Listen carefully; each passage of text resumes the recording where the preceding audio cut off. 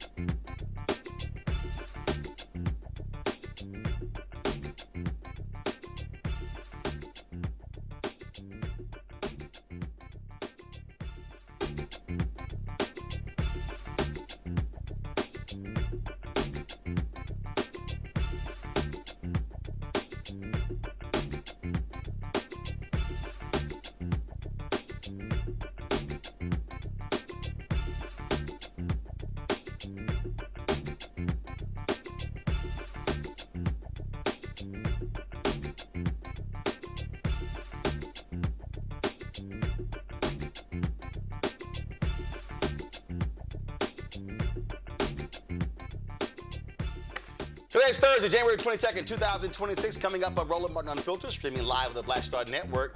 Lawmakers in Mississippi are taking a stand against national voter suppression tactics stemming from recent Supreme Court decisions that were going to implement a new state-led Voting Rights Act. We'll talk to one of them. The White House, how stupid they are. First of all, the Department of Homeland Security, they arrest black activists and journalists in Minneapolis, Minnesota. Well, then the White House sends out this post of one of them that was AI generated showing that she was crying when she wasn't. Yeah, that's how stupid these people are. Also, Trump and his administration continue to pose threats to American national security, making alarming claims about seizing foreign countries and leaders, promoting false narratives of massacres, rewarding unqualified loyalists.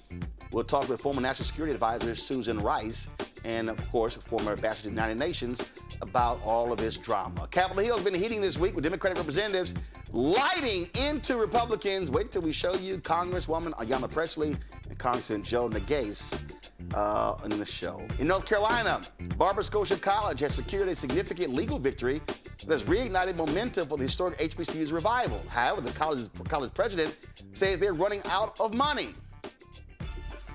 It's going to be hard for some of y'all, but I'm going to explain to you why it's time for them to shut down. It's time to bring the funk. I'm Roland Martin Unfiltered, the Black Star Network. Let's go. He's got it. Whatever the miss, he's on it. Whatever it is, he's got the scoop, the fact, the find. And when it breaks, he's right on time and it's rolling. Best believe he's knowing. Putting it down from sports to news to politics. With entertainment just for kicks, he's rolling. It's on go, y'all. It's Roland Martin, yeah. Rolling with Roland now. He's funky, he's fresh, he's real, the best, you know he's Roland Martin now.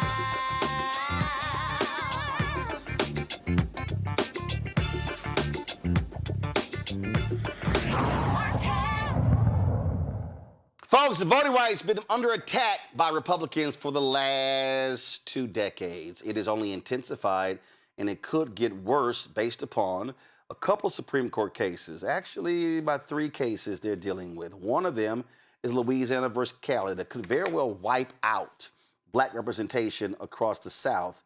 That's one issue. The other case deals with one out of Arkansas where conservatives sued in a federal court saying that third-party groups could not file voting rights lawsuits.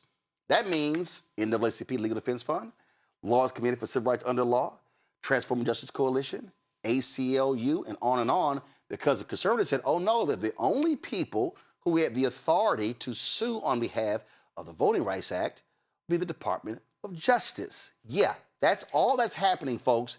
That could absolutely gut the 1965 Voting Rights Act. And keep in mind, you already had the Shelby v. Holder decision. Well, in Mississippi, some lawmakers there want to take action to protect black voters. Earlier this week, members of the state's Black Caucus introduced a bill to establish a state-level Voting Rights Act ensuring protections for minority voters, even if federal safeguards are weakened.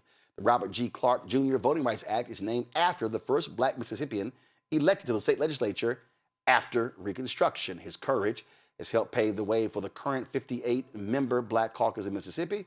Supporters emphasize that the bill is not about party politics, it's about safeguarding the right to vote for future generations. Mississippi State Representative Brian Clark, Robert's son, and Kabir Kareem, the chair of the Mississippi Black Caucus, join us right now. Gentlemen, glad to have you on the show. Thank you for having us. So let's walk through this, Representative Clark. I'll start with you first. And the reason this really is smart to do. I think about Ohio, where former state representative there, Alicia Reese, was trying to get a state voter protection bill that would enshrine in the state constitution the right to vote.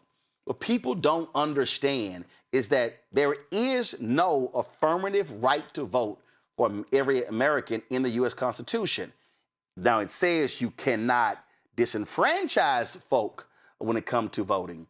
But so explain to people why, by doing this on the state level, then you do this You're not worried about what happens on the federal level, specifically for Mississippi, because you are placing it in, would this be state law or in the Mississippi Constitution? And that's a great point, Roland. And again, thank you for having us on today for this important topic. But you're exactly right. When you think about what happened in the Shelby case back in 2013, and you think about what we're about to face now with the Louisiana versus Cali case, it is horrifying, especially being from Mississippi. And with Mississippi's history as far as voter suppression, voter intimidation, and everything that's going on, is that if federal law is continuing to be eroded, we may find ourselves in Mississippi where we have no protection as it relates to voters' rights. So what we're proposing is that if it happens on a federal level, that we need a safeguard on the state level that's going to protect the right to vote. Here in Mississippi, we've had Fannie Lou Hamer, Aaron Henry, Medgar Evers who shedded his blood. So we would have this opportunity, and we want to safeguard that. And to answer your question is, the bill that is House Bill 1446 is actually a bill that's going to be enshrined in state law. Now, ultimately, the best bet was to put it within the state constitution, that it would be a constitutional provision that's going to protect our right to vote.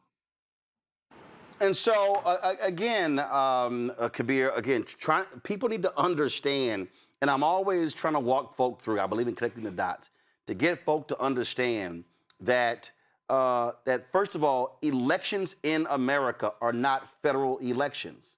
And we don't have one federal election, even for president.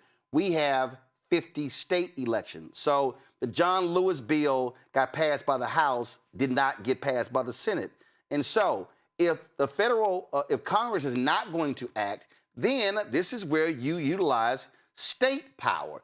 Conservatives have been doing this on the flip side, utilizing their control over state governments to pass laws that have been disenfranchising black folks. No doubt about it. And Mississippi has some of the strictest voting laws in the nation. We don't have early voting. We don't have online voting registration. We don't have a ballot initiative. And to get your voting rights back is very cumbersome. So we felt it was very important to partner with our advocacy groups and members of the Black Caucus to make sure we produce this legislation to try to protect voter participation and voting rights here in the state of Mississippi. And I'm just glad that the Black Caucus introduced this legislation, and we're looking forward for the battle to get this passed. Do you have any white lawmakers who agree with you on this bill? We have one. We have a companion bill in the Senate. Senator David Blunt, who is a Democrat, has signed on to co-sponsor the bill with Senator Dupree. And in the House of Representatives, Representative Summers is leading the charge, and Black Caucus members are signed on to the legislation to show a unified front. Obviously, this is going to be heavy lifting, Brian. It's not going to be easy at all. Right. I mean, again, we're in Mississippi, and we acknowledge the fact that it's going to be an uphill battle. But when we did the press conference on Monday, I was talking about my dad, and one of the things he always said is, when the ballot box is threatened, you don't give up, you fight harder. And that's how we're looking at it in Mississippi. Here in Mississippi, whenever it's to anything that is suppressive as it relates to minorities, Mississippi seemed to lead the way. And as the Black Caucus and Democrats in Mississippi, we feel that we need to lead the way and lead this charge to try to push back some of this voter suppression that we think is coming forward. And here in Mississippi, we have a lot to lose. In the last 60 years, we have gained a lot of political power in this state. We have 58 members of the Legislative Black Caucus. In addition to that, we have a lot of African-American supervisors, mayors throughout the state, as well as aldermen, school board members. We have more African-American elected officials than any other state in the union. And if Cali becomes, if they strike Section 2 out of the Voters' Right Act, it could decimate the political landscape here in Mississippi.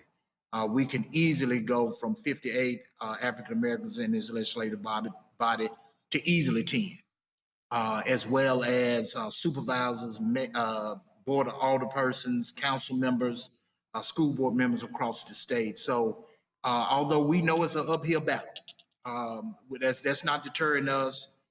We got a full court press to try to get this legislation passed.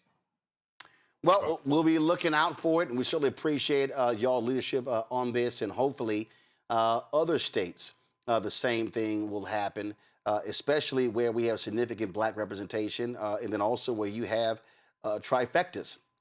You take Michigan, you take obviously California, you take Maryland, and some other places where this could be done as well, and it has to be done. Because I've been warning people.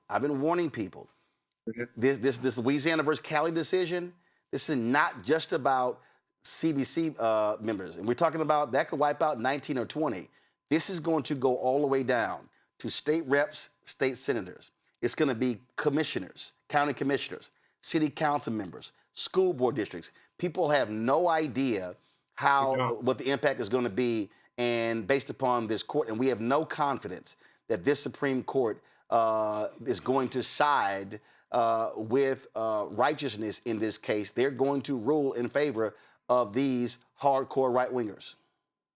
And Roland, if I may, if you would notice on our lapel pin, in honor of our emeritus leader, we have a Black Caucus lapel pin in his remembrance. It just seems like the moons and the stars are lining up, because we did this because we recently lost him last year. Brian lost his father last year. And in remembrance, we have a Black Caucus lapel pin.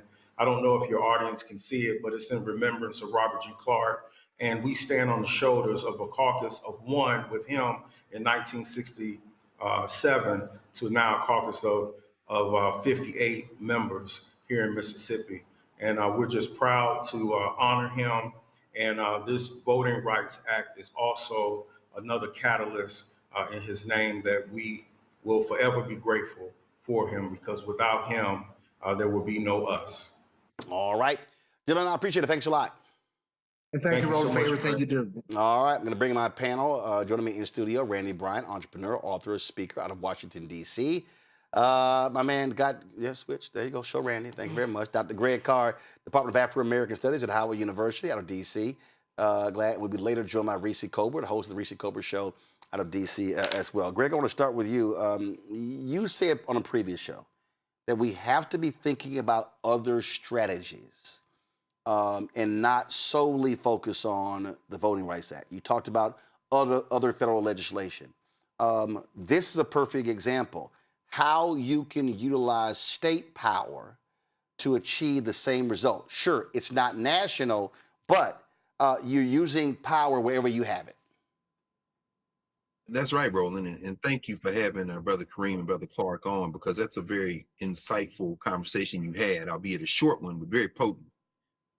Yeah, you know, I say this all the time. The United States is not a nation. It's a country with a lot of different nations in it. These are not right-wingers. These are white supremacists, and I embrace them on their principle. They are fighting for their way of life and for their lives, and I embrace that because it is a dying strategy. The United States of America is not going to continue to exist in its current configuration, and I think federalism, now that they've caught the car and control the federal apparatus, is going to be one of the main reasons. Domestically, internationally, the United States, everybody's constructing superhighways to evade the United States, and I embrace that as well. What you just showed in Mississippi, and when Representative Clark mentioned in passing that the way to do it ultimately is to get a change in the state constitution, I think that's really what's going to ultimately succeed. And when they do that, in Mississippi, they had a voter ID referendum in 2011, some other things. They have to have over 107,000 certified signatures to get something on the ballot for a constitutional convention. They have to get 12% of the total voters in the last gubernatorial election. That's the number of signatures they have to get. And they have to have at least, I think it's maybe 12%, they have to have, I think, 40% vote for in each of the 5 congressional districts. And then ultimately they have to have 40% of the total votes cast, the number of votes in favor. They've put up a lot of roadblocks, but if you get it at the state constitution, the hillbillies are going to then go to the state Supreme Court and challenge it, and they may overturn it there. But the point of the point of all this, and the conversation you had, is very important to understand. Mississippi is very nearly majority black. This is where people who say, well, what can I do, have to now get off your booty and get involved. The federal government is going purebred fascist. The ICE, Gestapo, all this is here. At the state level, however, we can peel off enough states to paralyze the federal government and to concentrate and focus power at the local level. We need to stop talking about we're better than this as a country. We need to no. Now the battle goes to the states and the localities, and we need to abandon any notion of making peace with these people. We got to go to war with them like they have gone to war with us since we have been trafficked here. Randy? Exactly. When he says go to war, that's the issue right now. I don't think people understand it's a war. And we need to understand that they have laid out what they're going to do. They're doing it. And so how do we win? How do we fight back? And if we have to do it, not just on the federal level, say state level, let's get creative, let's get strategic, and have conversations where then figure out how we beat these white supremacists who are attacking everything about democracy and certainly attacking black people. All right, then. All right, folks, hold tight 1 second. We come back, lots more to talk about. America celebrating 250 years, but they already are removing exhibits when it comes to slavery. These white folks are this is going to be a whitewash celebration like you ain't never seen when you have white supremacists who are in control of the country. Plus, Sinners breaks record with Oscar nominations. We'll tell you what happened there as well. Lots to break down right here, Roland Martin Unfiltered on the Black Star Network. Next on the Black Table with me, Greg Carr. America is being reshaped in real time by a group of 6 people, unelected and without any checks and balances. By the end of the current Supreme Court session, education, the workplace, who gets to elect our leaders, and so much more could radically change. This week, we reconvene our legal roundtable and look at what the new America may look like and how we should respond. That's next on the Black Table, right here on the Black Star Network. Hi, I'm Swing Cash, Basketball Hall of Famer, and you're watching Black Star Network.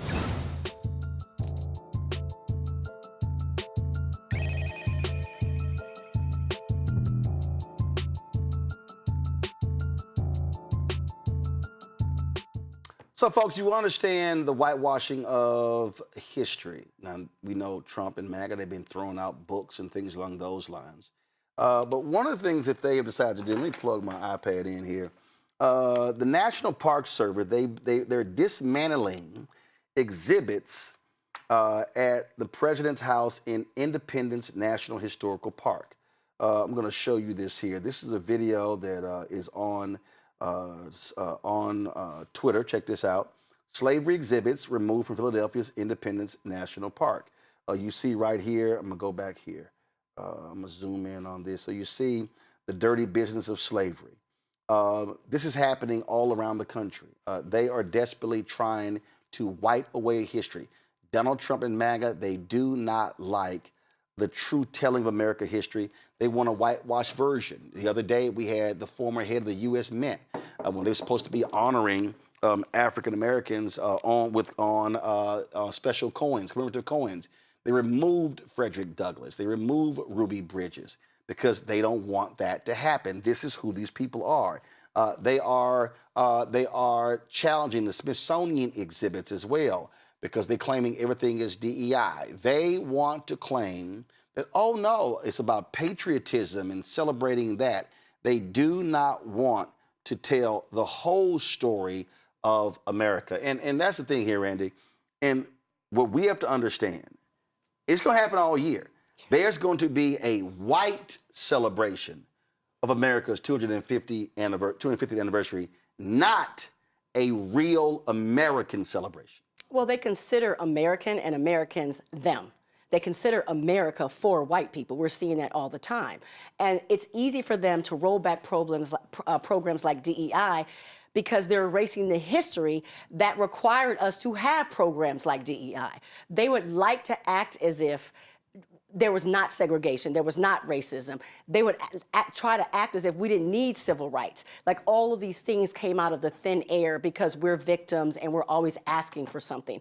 They are creating a fiction of what America is. And this is not new, though. I mean, yes, it's worse right now, but if you think about the history books that have been created, they never really taught us the real history anyway. So this is what they do. They're made-up holidays. I mean, hell, starting at Christopher Columbus. So they continue with their lies.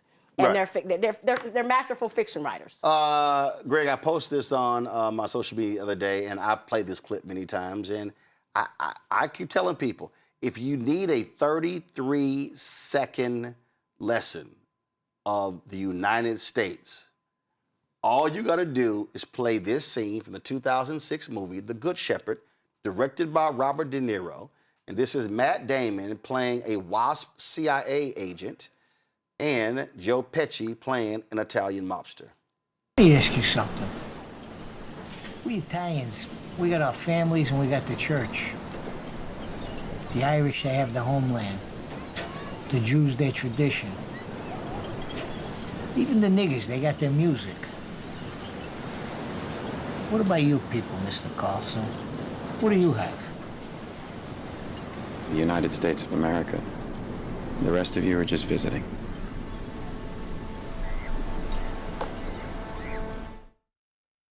Greg, that's it right there. That's literally how they view it. That's why Trump is over in Davos saying, oh, white genocide is real, no facts. That's why they're doing what they're doing. This is a white country to them, and we are seeing it, and you literally have a white nationalist who's in charge who's saying, oh, y'all can now easily, openly say these things, and it's no problem.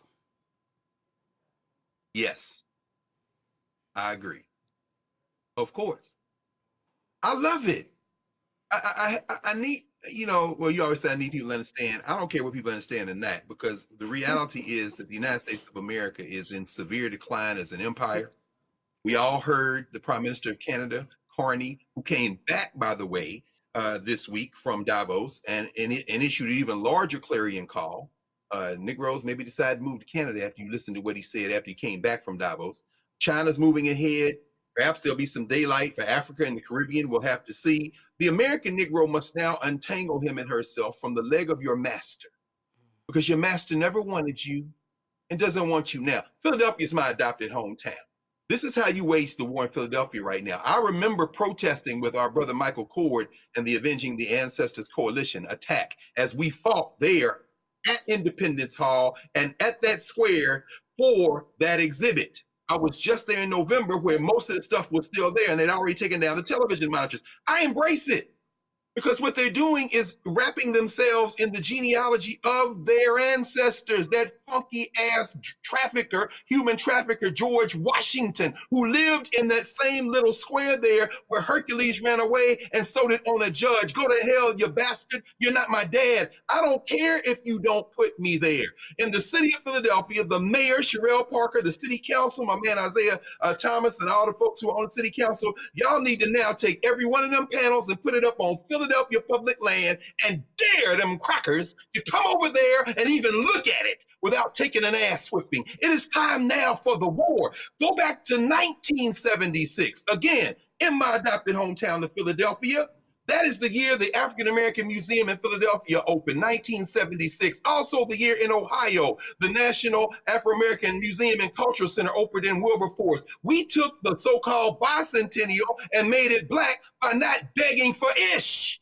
Let us go to war in 2026. I don't want to be commemorated in your funky white settler dream. You ain't having no babies. Your country's collapsing. The world is moving on, and the American Negro must now make a choice. This is the year we must make a choice and commemorate ourselves. Go to hell, white nationalists. It's crumbling. It's crumbling. Let's get out of the way and let it fall. Well, what's unfortunate is that you are seeing, we're going to talk about sinners a little bit later. Poor little Matt Walsh, he was just so upset that sinners got. Like, this is an inferior movie. Oh, Matt, you're okay? You're okay? But it's amazing to see what Trump is unleashed. And not just when it comes to this, y'all. We had to witness Donald Trump traveling to Davos this week to speak at the World Economic Forum. This is the person who stood before and he called, he meant to say Greenland, but he mentioned Iceland 3 times. Before he left, he gave this rambling speech talking about his mom said he would have been a great baseball player in the major leagues. I mean, just on and on and on. I saw this tweet this is right-winger Clay Travis, who supposedly does sports and now does news, but he's about as relevant on politics as Stephen A. Smith is. So he was like, oh, Trump is killing it in Davos. No, he was absolutely an embarrassment to this country.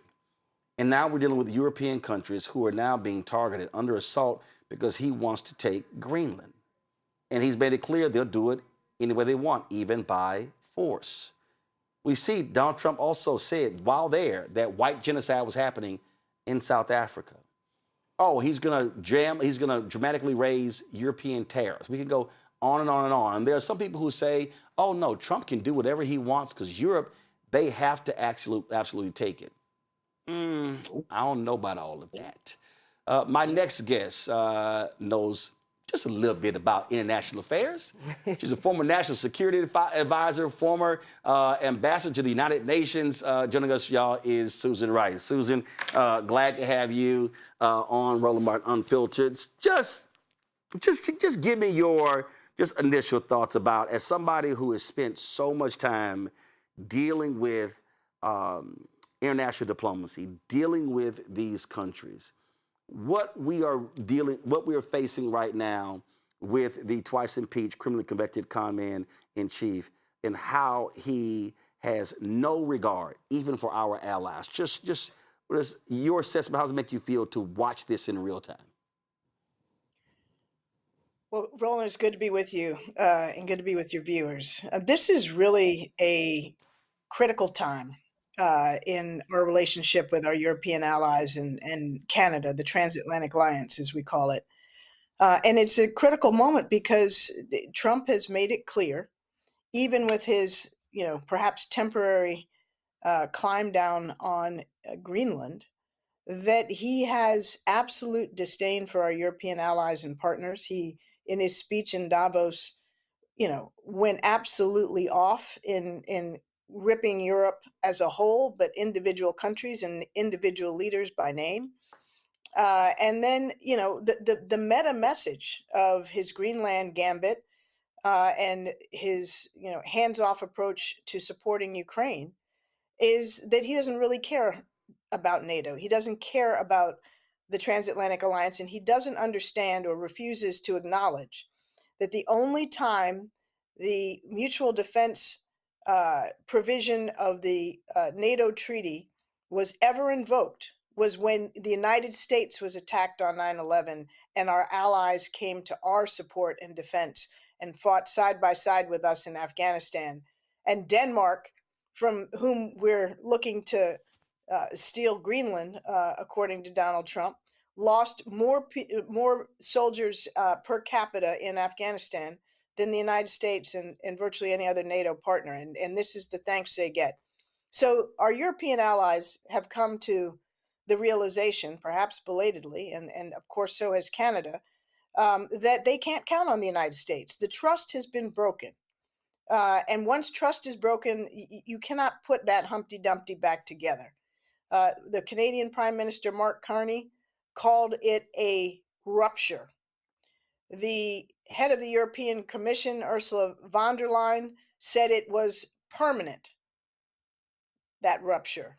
So even as we, maybe paper over and figure out a face-saving way for Trump to climb down on Greenland, first of all, I don't put it past him to raise this back again. He drops things and comes back to them all the time. But even if he has dropped it for good, the message to the Europeans is that he's willing to use economic tools of coercion like tariffs to punish them for upholding their treaty obligations. And basically, he's given Europe the finger. And the only person on the planet who benefits from that is Vladimir Putin. It's the greatest possible gift we could give Putin and Putin's Russia, which has aspired, ever since the fall of the Soviet Union, to dismantle NATO. there was a lot of craziness that we heard in that speech. But this right here, I thought just really jumped out. Let me just play this. And then after the war, which we won it big. Without us, right now you'd all be speaking German and a little Japanese, perhaps. Well, guess what? The official language in Switzerland is German. I mean, this is the lack of tact, knowledge, all of that. And the right goes, oh, that's the Trump brand. Oh, this is great. This is wonderful. There is no way in the world, these people would be as, I won't even say apologetic. It's just ass kissing. It's the cult. If Biden or Obama or Clinton said and did these things, but it's literally, oh, how more stupid can he get? Oh my God, he was amazing. Oh my, that was just stunning. It is wild how they just accept the pure ignorance of this man. Or I don't know if it's ignorance or willful refusal to acknowledge the facts. I mean, just do a thought experiment for just a second here. Imagine if Joe Biden had stood up on the world stage in Davos and 4 or 5 times called Greenland Iceland. And nobody says a peep when it's Donald Trump. Nobody questions, whether, he's mentally fit or knows what he's talking about or is, acting in the national interest of the United States. And all of those are legitimate questions, obviously. You mentioned tariffs and the way he operates. It's back and forth. Oh, yeah, I'm going to snatch it. No, I'm going to do it. Oh, yeah, I'm going to pull back. Oh, but if you bring me a gift, then, oh, yeah, we'll let the Rolex watches in. How corrupt is this man?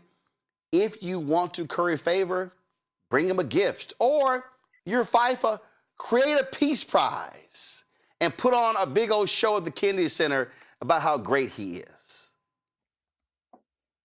Well, there's no doubt that a huge amount of our foreign policy seems to be dictated by his ego and whether he feels sufficiently, kowtowed to by leaders around the world. But none of that has anything to do with the national interest. None of that has anything to do with our economic security and vitality, much less putting, food on the table of people in this country who are hungry and don't know where their next meal is going to come from or don't know how they're going to pay their health care bills or electricity bills. He seemingly could care less about that, but he's doing a hell of a good job lining his own pockets and that of his family and his cronies. I look at Africa, fastest growing, 6th or 7th and 10th fastest growing continents in the world, extremely young continent. We look at what's happening when it comes to resources. And then we look at this list this man has put together, canceling visas, stopping people. The hatred of African nations is abundantly clear. The targeting of nations where there are black and brown people is abundantly clear. This man stood up in Philadelphia, if I'm correct, if I believe, gave a speech saying, can we not just get a few more people from Denmark and Sweden and Finland? Just a few. He's literally saying, I only want white people coming to this country. I do not want black and brown. He stands in front of the world and trash Somalis, their thugs, their pirates, how he shames and condemns. And unfortunately, many African leaders, and you've met with many as well, have to take it because unfortunately the type of foreign aid that we provide around the world, that does not bode well again for the future of this country, the type of attacks that this man is unleashing along with his right wing, his wingman, Elon Musk. And J.D. Vance. But let's be clear, Roland, we're not giving foreign aid anymore like we used to. He's killed USAID. He's killed global health programs, and he's killed development programs, and he's killed the support for democracy programs. So to the extent that African leaders, and too many of them are, kowtowing to Donald Trump, it's not for the money. It may be for corruption. It may be for business deals, but it's not for foreign assistance anymore. But the disdain you described, the hatred you described, that Trump clearly feels for nations and people of color is, not surprising, but it's really quite extraordinary. There's 75 countries now around the world, 75 countries that have been, from which we have suspended the granting of all immigrant visas. That's basically almost half the planet. And you're right. None of them are in Western Europe or Northern Europe. But he does not like he treats our European partners better either. I mean, he trashed Macron at Davos. He trashed Europe as a whole. He trashed Mark Carney of Canada by name. I mean, he's an equal opportunity bully in some ways. Last question for you is this: what do people do? When I travel abroad, when I was in Jamaica for vacation, there was a sister. She said, "I've lived here 5 years because I cannot deal with the craziness there." What do people do? What do you say to the folks who are watching? Got elections coming up in November, midterm elections. You got 2028, and all I hear from folks is, "What do we do?" What say you? Roland, we have to take this into our own hands. There is no wishing this away, hoping it's going to get better, worrying about the price of eggs as being the most important thing that people vote on. Too many of us sleptwalk through 2024. And we are frankly part of the reason why, we are getting what we've gotten. Not just us, but some of us. And frankly, yes, we have to register. We have to vote. We have to get other people out to vote. We have to say that we don't want to be part of a country where we're relegated back to the 19th century in chains and effectively, 3/5 of a citizen. That's the path we're on. And it's not just for Black people. It's brown people. It's Muslim people. It's disabled people. Is women? People. It's women. It's basically everybody who's not a rich, elite, white, Christian, straight male. And, everybody else is in the crosshairs. And so we have to recognize what this is, and we've got to stand up for ourselves. That the ballot box is a crucial way.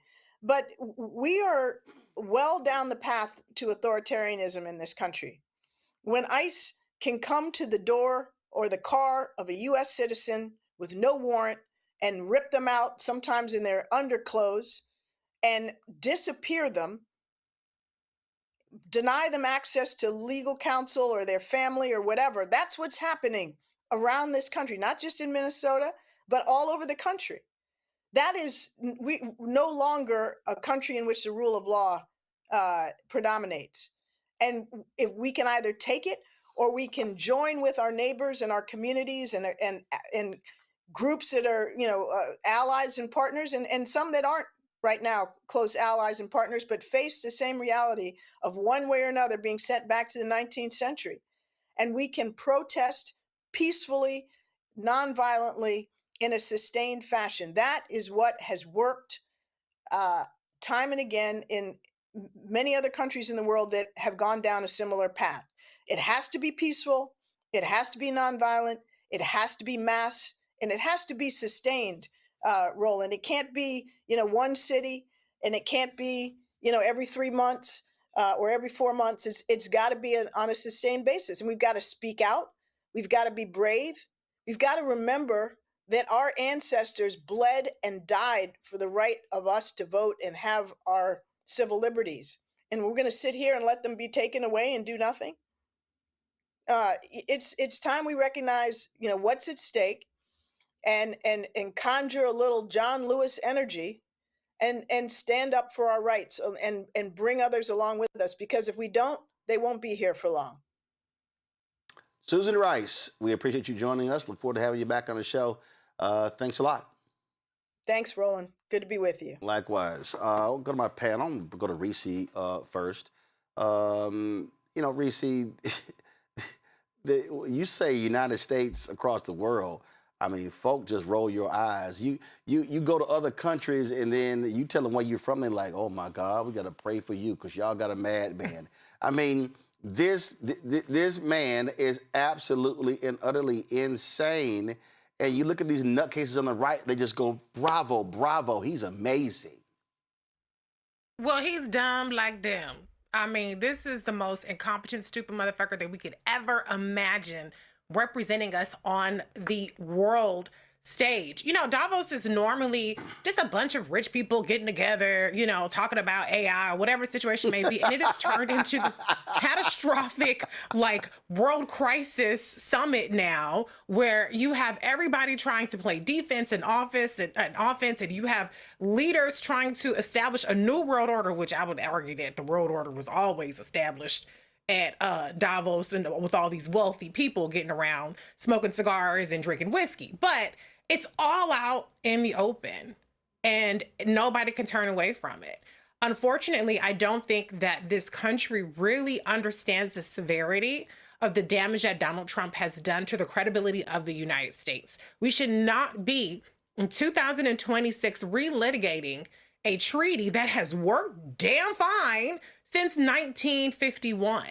But what this man is doing is showing that this country has gone off the rails. There is no such thing as a check and balance on Donald Trump. He has surrounded himself with dumbass sycophants who are equally unequipped to challenge or to face the challenges that we have. And unfortunately, we have a president that wants to manufacture problems. And then when he gets a non-solution to the problem that didn't exist in the first place, he says mission accomplished, like he's W on a ship. But the reality is the only thing he's accomplished is further weakening America. Now, I personally happen to think that that is the point for him.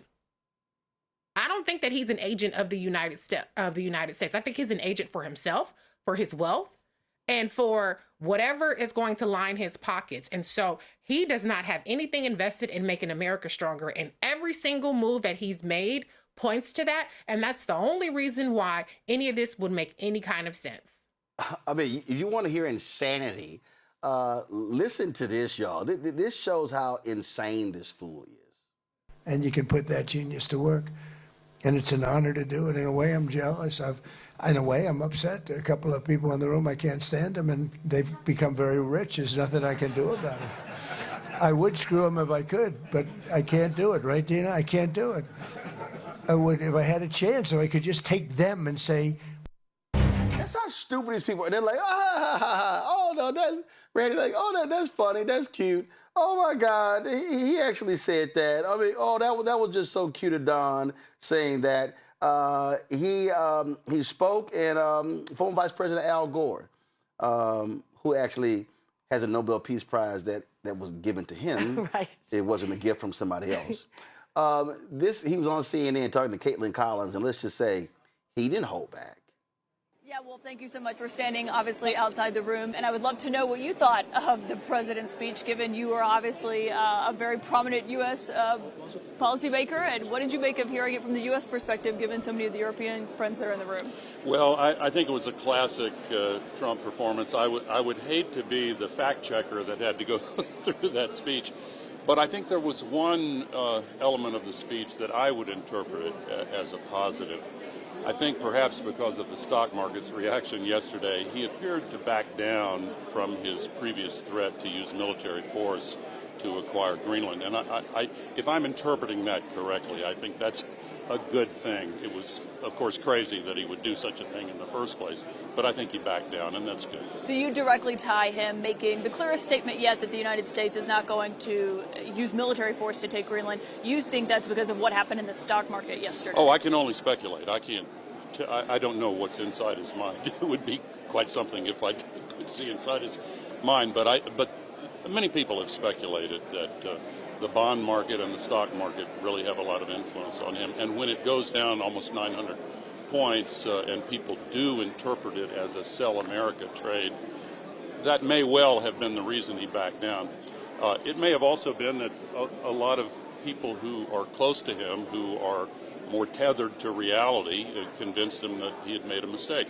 And can I get your take on what the president... Now, you know what's going to happen now, Randy. He's going to say, damn it, Al Gore said it, bomb him, take him. That's how stupid this man is. And everything is about getting back at people. But, you know, it's so interesting to me. Trump never had a foreign policy. Even when he was running for president, he did not have a foreign policy. He only cares to how he's going to make himself richer and his cronies richer. And absolutely, Gore suggested it.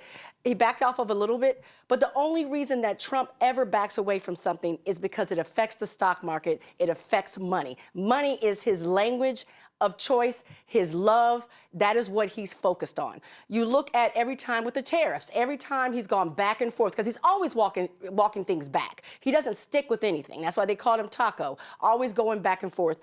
He only has gone back, pulled away from things when it has hurt the stock market or financials. He gives no damns about how the United States looks to the rest of the world. He gives a shit less. It is about money for him, and it's about him, not the United States whatsoever. He does not act like an agent for the United States. He acts as an agent for him, white supremacy, and making them more powerful and richer. And listen, it's very simple. His treatment of other European countries, and frankly, what they should do. They should form their own alliances. Ignore the United States. Create their own trade alliances, Greg. China is sitting over there going, ooh, thank you. This crazy-ass fool is back in office. Putin is happy. And yeah, this so-called border peace, whatever the hell he's charging $1 billion for, if you're a country that signed up for it, that money's going to disappear. Y'all are being conned.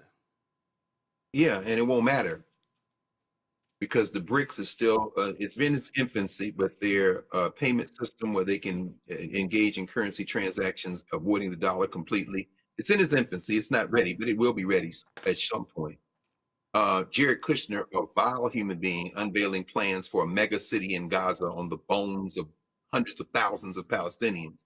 I embrace Kushner. I embrace Trump. I tell you, man, let me just continue to say this. I embrace them because this is a criminal enterprise, and this is how it was always going to go. The only difference is you have Donald Trump accelerating the timetable. I mean, I encourage everyone. I agree with Reese. It's just rich boys coming together doing their thing. But let's be crystal clear. It's the people who think they run the world who come together at Davos. And when you heard Mark Carney give the speech that perhaps a John Kennedy or a Barack Obama, not a Barack Obama, I don't think, because by now the neoliberals have eaten the United States government. Perhaps John Kennedy would have given the speech that Mark Carney gave. Because Carney, the Prime Minister of Canada, talked about multiculturalism, multilateralism. He talked about a mea culpa, even the crimes of Western civilization, saying, and he even said that the system we live in, the post-World War II system, is a hypocrisy. It was designed to have a hegemon. The United States of America and the rest of the world, led by the Europeans, winked and looked the other way because it prevented wars. I encourage everyone to read Robert Kagan's article that just got dropped on The Atlantic a couple of days ago called America versus the World. He's a neocon, Brookings Institution. He's not happy about this, but what he's clear about is this. The United States, an empire in decline, hey, baby, it's over. Now, I don't mean it's over tonight. What I mean is that the world has moved on. Mark Carney just came back, as you heard Reese say, from what you just said, from Beijing, when he said new world order. Just that slow and with that pace. What he is saying is the racists of the United States of America, by withdrawing from their cousins in Europe, have now sent a message to the world that you can't be trusted to keep the peace. Finally, you know why we haven't had a world war since World War II? Because the post-World War II institutions, the United Nations, the World Bank, the International Money Fund, all institutions, by the way, that Carney critiqued by saying that there is hypocrisy there, but it stopped the nations of the world from going to war. Let me be very clear about where we are right now and what we have to do. If I could have asked Ambassador Rice a question, since she's been in all these rooms and knows very well what Robert Kagan knows and what everybody else knows, let's move away a little bit from the voting rights and be like John Lewis and have peaceful protests, and it must be peaceful. Madam Ambassador, can we talk real politics for a moment? What do you see as the future of not only the United States of America, but the European World Project, which began 500 years ago, which moved from Europe to the United States, specifically England to the United States, in a handoff that was culturally seamless, except the problem of the indigenous and us, and we've been fighting ever since and all along. And now it moves, to your point finally, Roland, from the United States to China. You know what Europe is doing?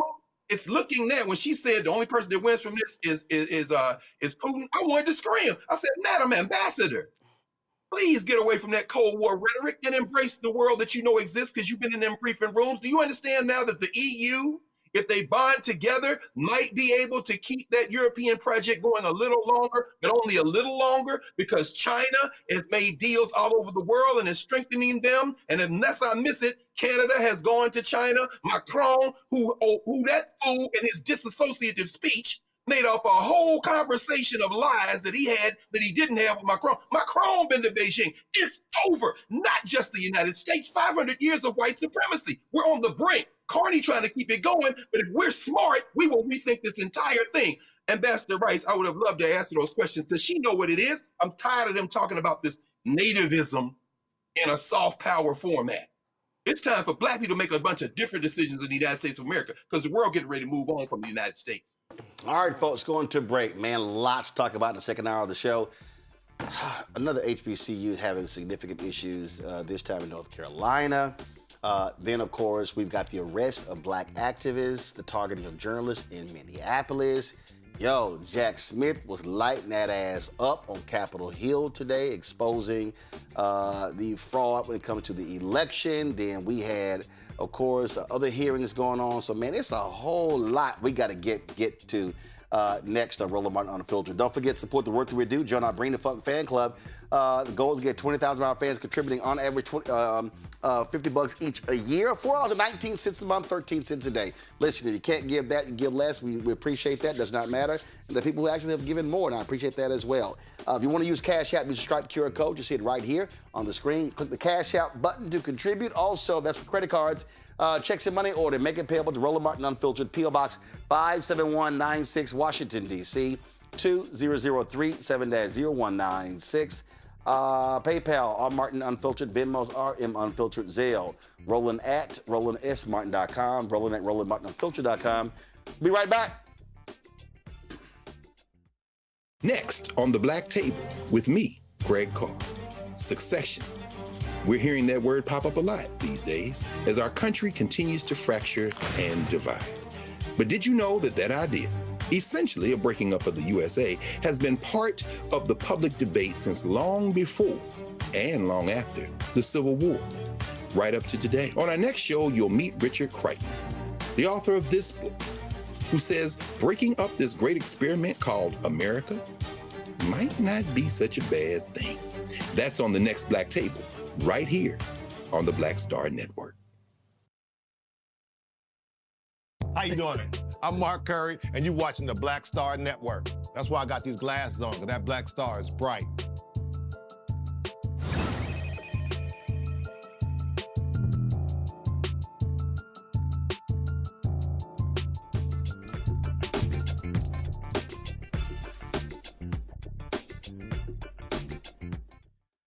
All right, folks, another HBCU having major issues. Barbara Scotia College emerged from a 3-year-long tax battle.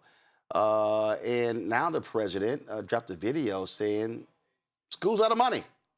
Nova Scotia College President Chris Ray shared a video explaining the dire situation facing the HBCU.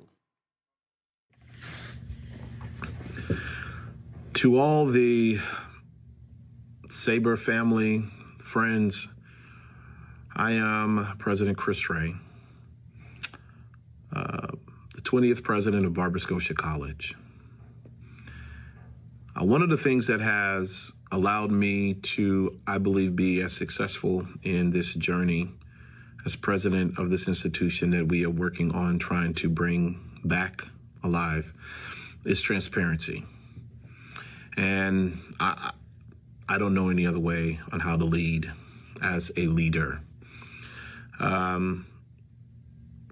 But today is probably one of my toughest days as the president of the college. Now, I know many of you have been seeing the news articles, all the wins that we have been having, all the work that we've been putting in for the institution. It's been an amazing 2.5 years. But I will tell you that it has been also a true struggle in raising money. No, it's not easy raising money for an unaccredited institution, but the alumni have done an amazing job of stepping up to the plate. Individuals who believe in the mission of what we're doing, the friends and supporters of Barbara Scotia College. But today is probably the toughest financial day. We have completely run out of money as an institution. Many of our students, they who have decided to come and be on this journey with us, many of them, they have struggled to pay because they don't have access to federal financial aid yet. And it has been truly a challenge for them. Some of our major donors that we had relied on from in the past did not come through this end of last year and this year, early part of this year. And so we are in a really, really, really, really tough place. I can't keep on doing the work. I can't pay staff. The majority of my staff are volunteers, but there are a few folks, including myself, no one's getting paid this month. And that's being transparent. There are some critical bills that are not going to get paid if we don't figure this out. I've been putting in the work. Our alumni base is small, so we don't have the folks who can give us the millions and drop the big checks, but they've been faithful. I love the alumni of Barbara Scotia College, and I'm grateful for them. But I'm telling you that this is a call for everyone. If you believe in HBCUs, if you believe in what we've been doing here, I need your help. I need your help. I just need your help. Because if not, we will cease to doing the work that we're doing. Because as of this moment, as of today, we have completely run out of money. As I continue to fight the good fight, I can't do it by myself, and I'm tired. That's just the honest to God truth. I'm tired. So I'm asking for your help and your support. Please click on the link. Please donate. We turn 159 years old next week. If you can donate $159, if you can donate more, you can donate less, whatever you can give, and help me come back and show the world that I'm not in this fight by myself and that we have the support out here to be able to pull this off. The next phase for us is applying for accreditation. To apply for accreditation, we need to have at least $250,000 in the bank to apply for accreditation. But right now, I just want to focus on this new battle, which is to get through the month of January. And we will keep on fighting until I can't fight no more. Thank you. Thank you for your support. Please share this video. And I want to watch God work. Thank you, guys. All right, so Barbara Scotia, Presbyterian institution, founded in 1867, located almost 30 acres in Northeast Charlotte. They've been struggling for more than 20 years. Lost accreditation in 2004. 2023, they had 4 students, all enrolled online. 2025, the enrollment increased to 114 students. They fielded a football team for the first time. But they then started canceling games. We reached out via email and called to invite Ray back on the show. We've yet to receive a response. Others were on a couple years ago. So let me say this, and we have covered many HBCUs that have had issues, St. Augustine's, we talked about Bethune-Cookman, and so many others. And so y'all know that we have we've done many shows from HBCU campuses. The 107, I personally visited almost 60 of them, have done almost 20 commencements at HBCUs. And so I don't say this lightly. I'm going to be as clear as possible. Barbara Scotia has to close down. At some point, we have to recognize that you are putting money down a sinkhole, that you are, in essence, burning money. I understand the historic alumni and graduates. I understand that we don't want to see a university close. But here's what I do understand. I need folk to realize, I'm not saying this only because it's Barbara Scotia. I have said this about black newspapers. I've said this about black churches. I've said this about black businesses. But not just black. I'm a 1991 graduate of Texas A&M University. And a number of years later, another president came in and made the decision, we need to get rid of the journalism department. And there were Aggie journalists who were just shocked and appalled, and they were working, and they were, no, we need to save the institution. So they hit me up. It's probably the most prominent A&M graduate, the journalism graduate, before it was Loud Lovett, the country singer. And I said no. They were like, what? I said no. A&M should lose its journalism department. I said when I was there, 2/3 of the people who were in the program didn't want to be journalists. They had flunked out of other colleges. And so they just wanted a degree from A&M, so they picked journalism. I said I was sitting in classes with people who didn't want to be journalists. They wanted to go into PR and some other different stuff. I said, no. I said, in fact, the Texas Higher Education Coordinating Board allocates resources for a reason. I said, if you look at the map, and A&M is really sort of like in the center, I said, you can go to that little school in Austin, TU, some called University of Texas. They got a top journalism program. You go to the University of North Texas, then North Texas State, they have a top television program. I said, even though Sam Houston State did not have an accredited journalism program, they actually had great facilities. I actually visited that school in their program when I was a senior in high school. I said, if you go down to Houston, University of Houston and Texas Southern University, both had schools of communications. If you want to major in journalism, you pick a school based upon the major. Now, the reason I picked A&M is because my brother was there, and it was cheaper for my parents to have two of us in one place at one time. They couldn't afford to send us to college. Then my sister joined us next year. Made it easier for all three of us to support each other going to the same school. Plus, he got a scholarship, I got a scholarship that helped defray costs. So I've been public about supporting things and shutting them down. Y'all, you've been struggling now for 20-some odd years. You just went through this whole tax fight. You cannot sustain a college with 100 students. And by not being accredited, they can't get financial aid. I know somebody's watching and they're saying, Roland, I hear you, but Morris Brown. Look at Morris Brown. I mean, they went 20 years. They went 20 years and they came back. Morris Brown is not back. Morris Brown is still, it's a slog. Yes, got accreditation, but it's still a slog. You cannot keep going back to the same donor saying, please help us out, help us out. That decision to start a football team was insane. It was insane. You simply could not afford the program, which is why they started canceling games. At some point, we've got to make business decisions that are smart business decisions. Now, somebody's watching, and they're saying to me, "Man, that's hardcore."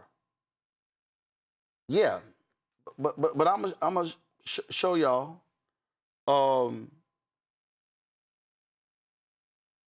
There's a university in New York City. it was called the College of New Rochelle.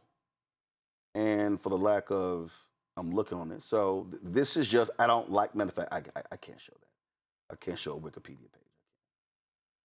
So let me pull this up here. In 2019, the College of New Rochelle shut down. It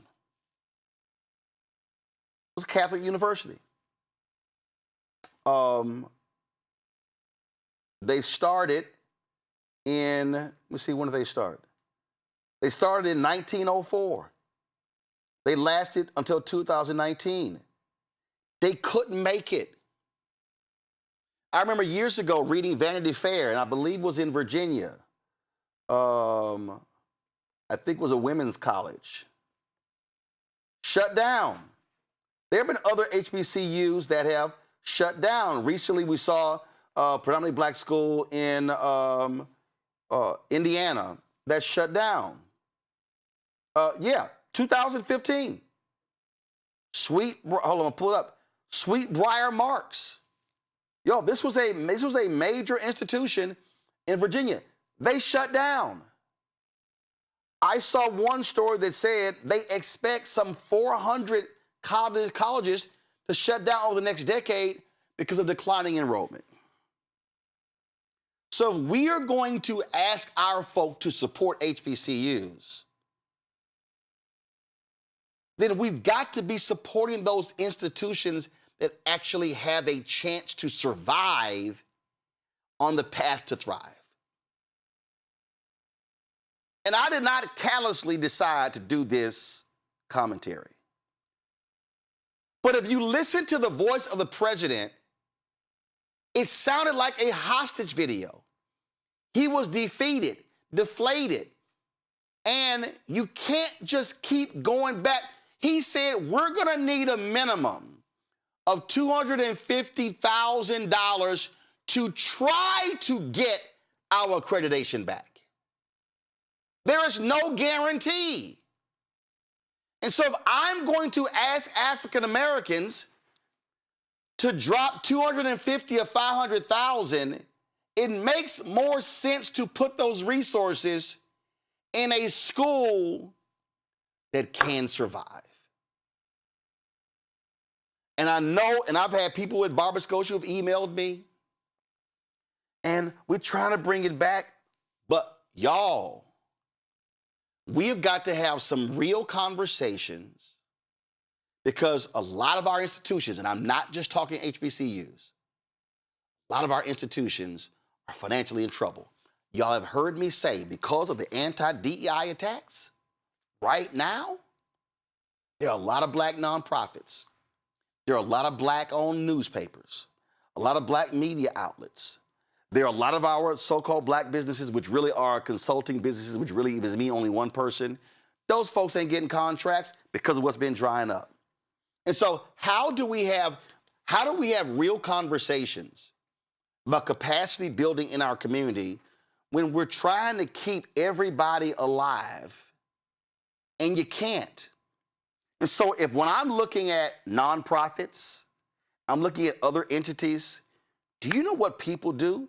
The first thing they do is they assess the financial health and viability of the institution.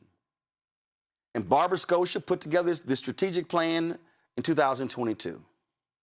Y'all, I'm sorry, and I hate to say it, some things have to come to an end. And I remember reading Vanity Fair. I remember reading the article on Sweetbriar College. And the article talked, y'all, this was a 2,847 acre campus. And the Board of Trustees declared this. They cited insurmountable financial challenges. Now, if you telling me that a white women's college that was nearly 3,000 acres, that had significant alumni, could not survive. And look, it said right here, Sweetbriar cut its tuition, fees, and room and board cost by a third in 2017. couldn't survive. They invested in the campus and athletic facilities, couldn't survive. Developed a 3-year enhanced strategic plan, couldn't survive. Y'all, sometimes you have to bring things to an end. I'm gonna go to my panel, and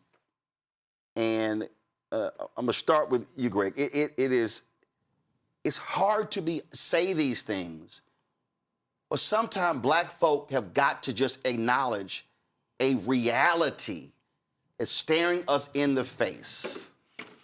Just your thoughts. Well, brother, again, there's a common theme emerging tonight. The American Negro has some difficult choices to make. In the shadow of Barbara Scotia, at another school there in Charlotte. I was muted. Sorry, am I? Okay, at another school in Charlotte in 1960, Johnson C. Smith, Dr. Du Bois gave a talk called Whither Now and Why. He said, these laws are going to change. There will be desegregation. And at that point, the American Negro has to make the real decision. He says the real decision is about race and it's about culture. Will we disappear into this American void? He said, this is what's going to happen. Your children are going to start making different decisions about where to go to school, and some of them will drop out together. Some of y'all are going to chase the white phantom. He said that in 1960 at Johnson C. Smith, another, by the way, piece of prime real estate that the developers in the Charlotte area have been licking their chops in addition to Barbara Scotia.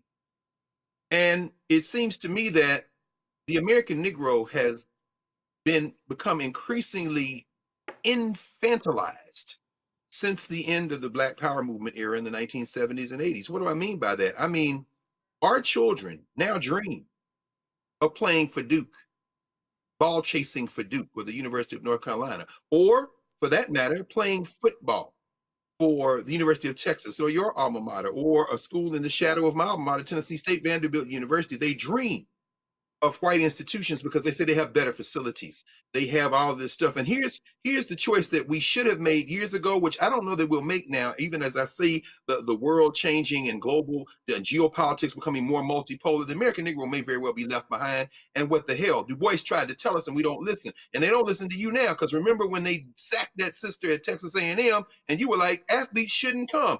Ain't no Negroes making no different kind of choices except where can I get this NIL money and where can I get this training facility and where all these kind of things. Here's where I'm going with this. Brother, you remember, this is only a few months ago, Jeff Yass, another white nationalist billionaire, gave $100 million to some made-up ass school in Austin, Texas called the University of Austin. Yeah, a right-wing college. Come on. And brother. Barry Wise was associated with them before she came with CBS. Come on, brother. Listen, Roland, what you're telling us, you're giving us hard medicine, but here is what we have to do as if we're going to take this medicine. I don't expect we will, because we still think the Sinners is going to win Best Picture at the Oscars. The American Negro is delusional. But the point is this. When you see billionaires funding their white nationalist dreams, the new school, new college in Florida, or this University of Austin, you can't match them dollar for dollar.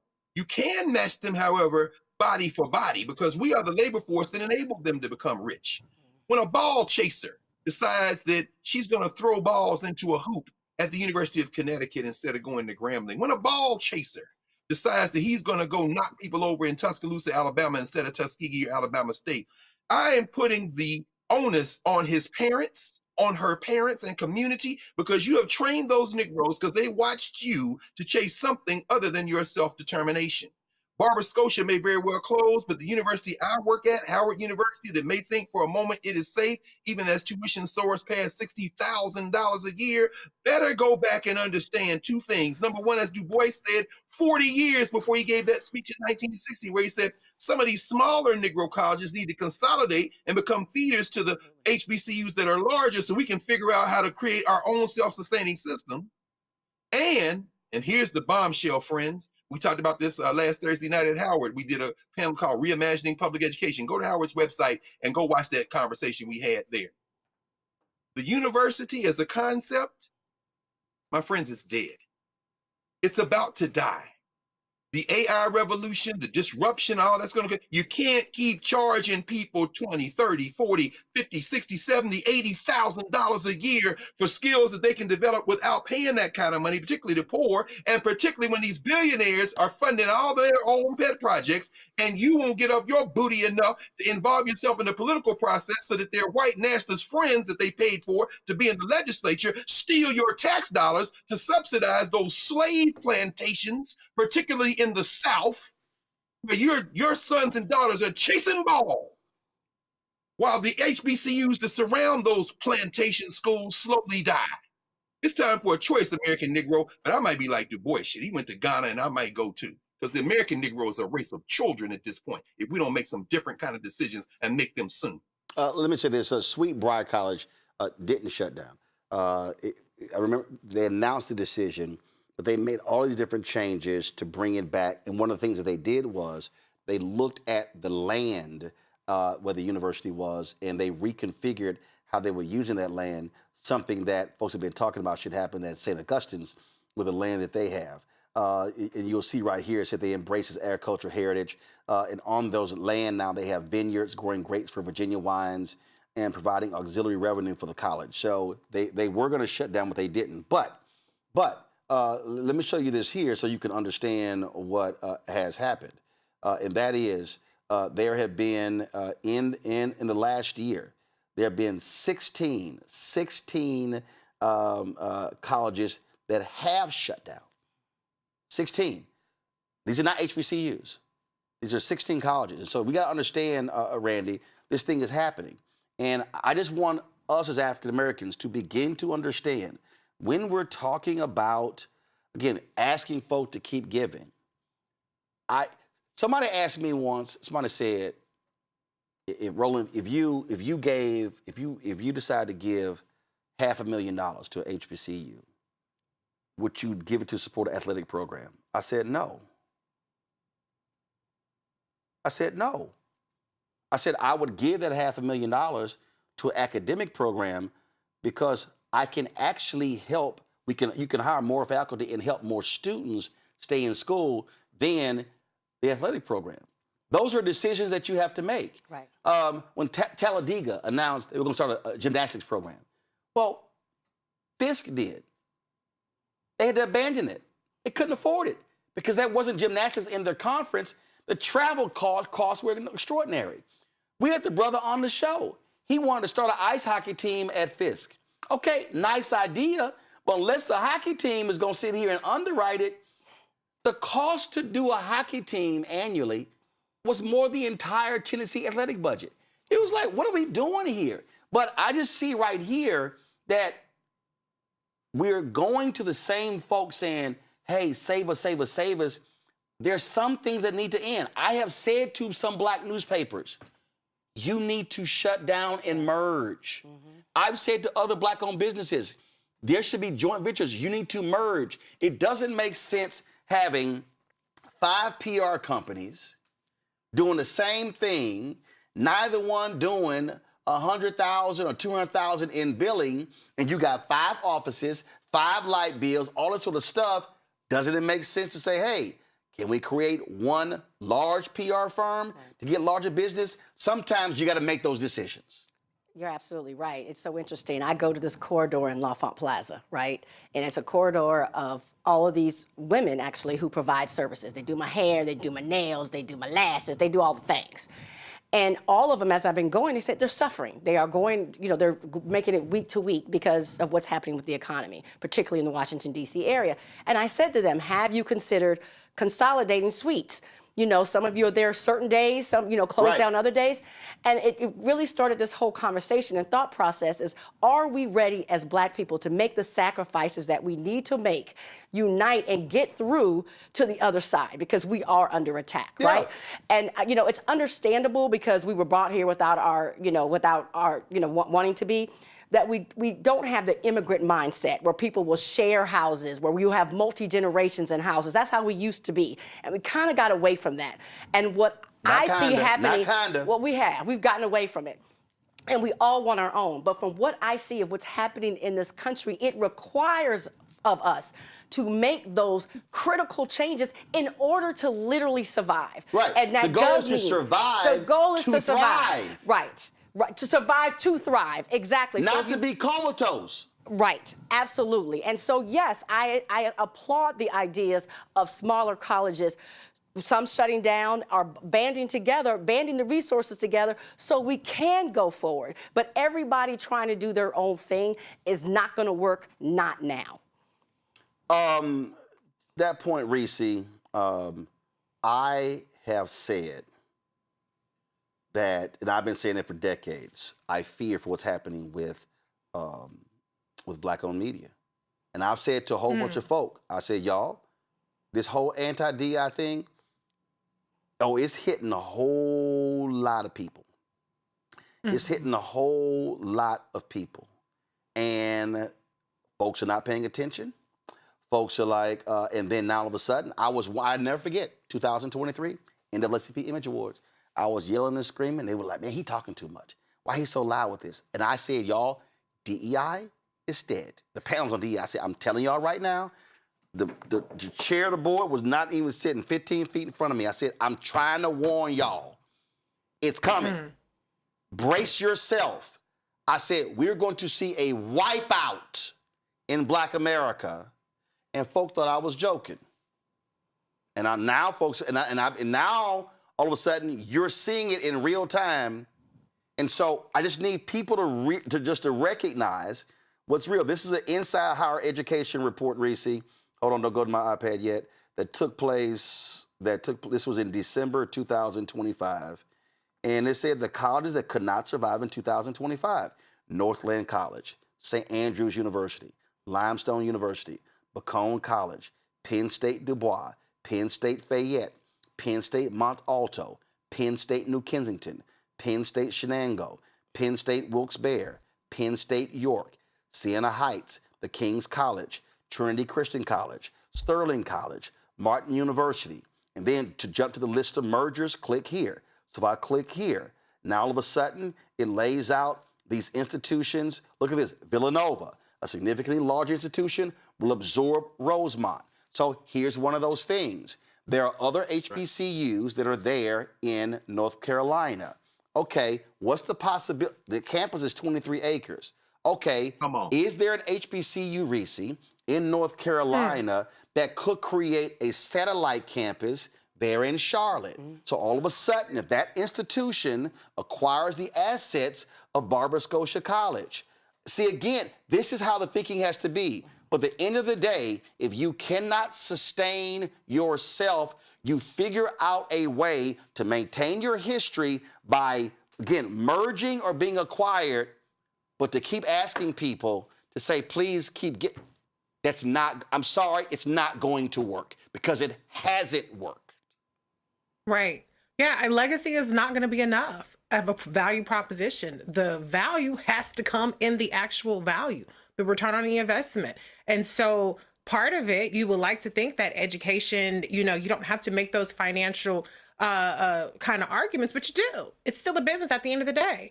And so you have to evolve and you have to offer a value that makes people want to buy in. That's value for students to want to come and pay tuition, value for alumni so that they have something to invest in. And if you are not providing that value, which the proof is in the pudding, you have no money, then you have to rethink it. I don't think that it's incumbent upon us to preserve things that aren't providing value.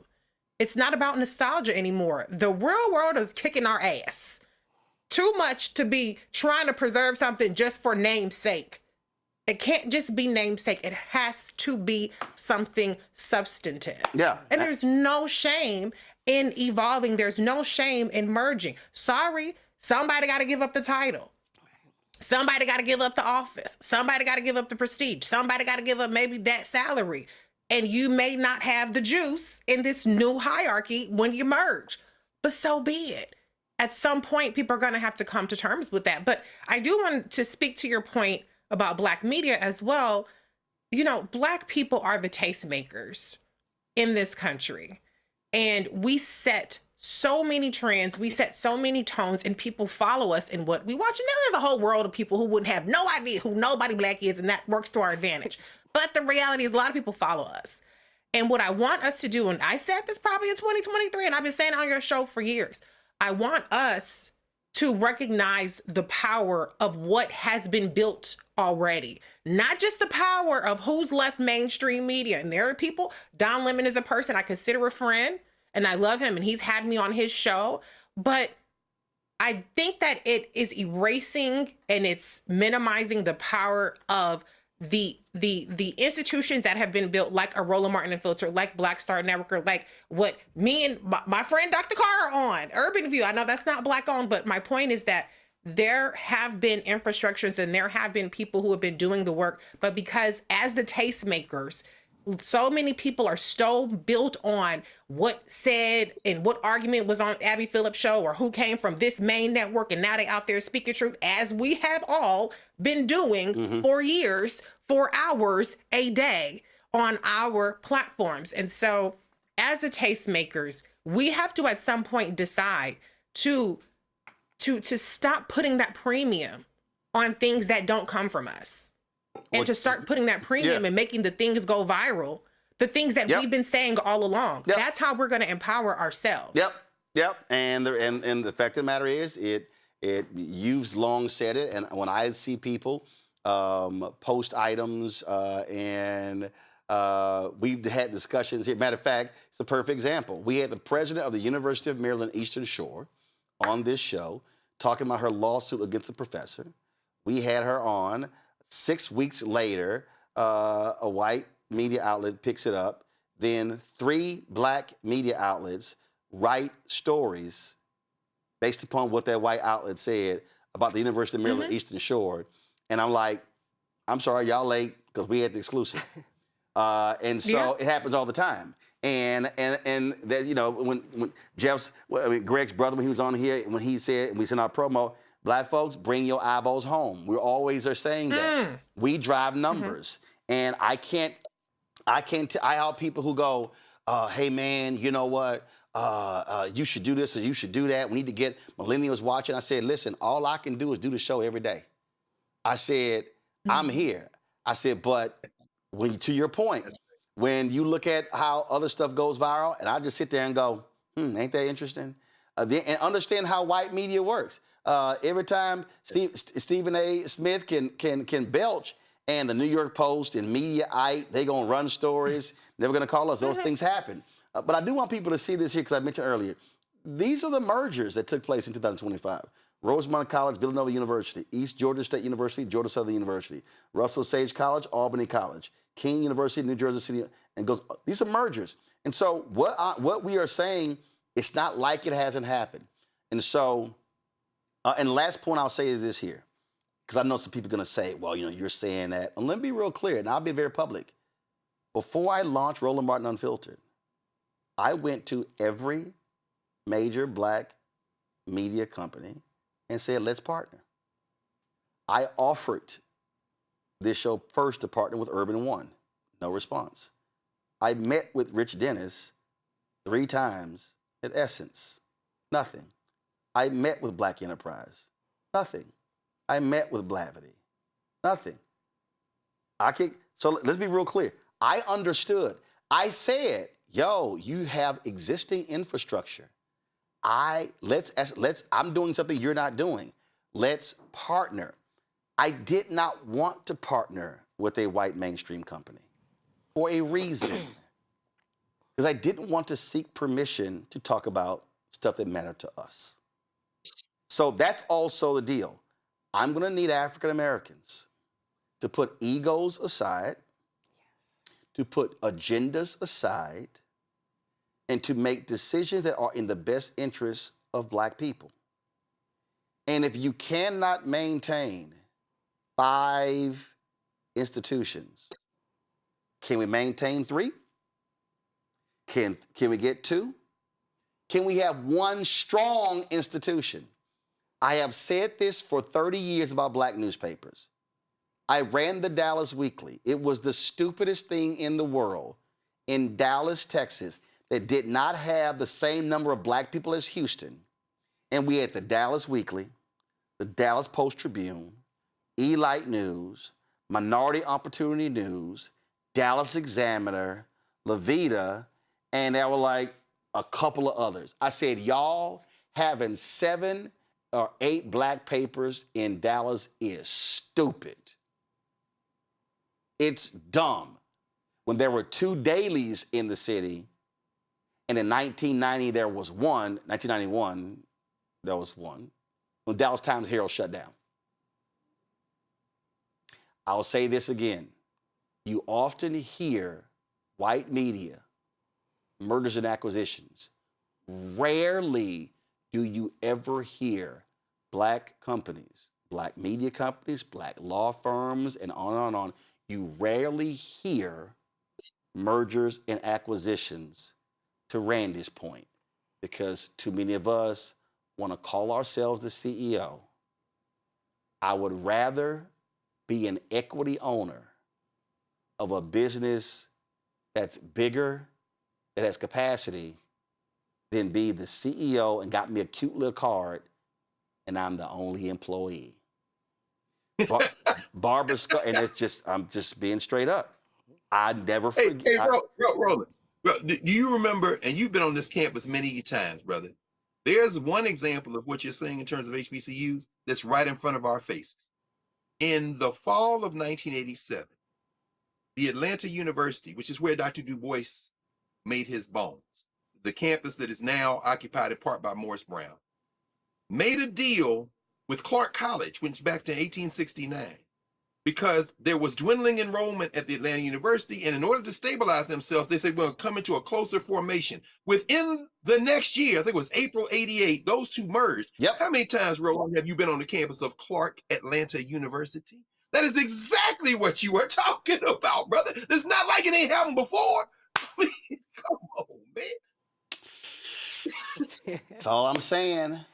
Black people, I am tired of black institutions surviving. I want us thriving. But we cannot survive if 5 of us are weak. You can't. It's simply not plausible. So we'll see what happens in Charlotte with the folks at Barber Scotia. Gotta go to a break. We come back. I just love when Congresswoman Ayanna Pressley checks somebody, especially when you are a Negro working for Donald Trump. That's next on Roland Martin Unfiltered on the Black Star Network.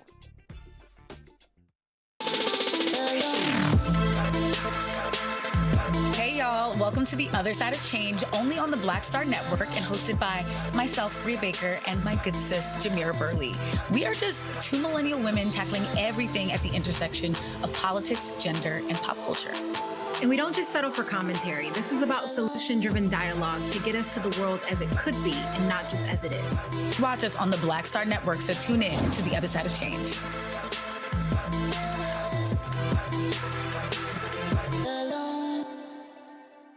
Next on the Black Table with me, Greg Carr. Succession. We're hearing that word pop up a lot these days as our country continues to fracture and divide.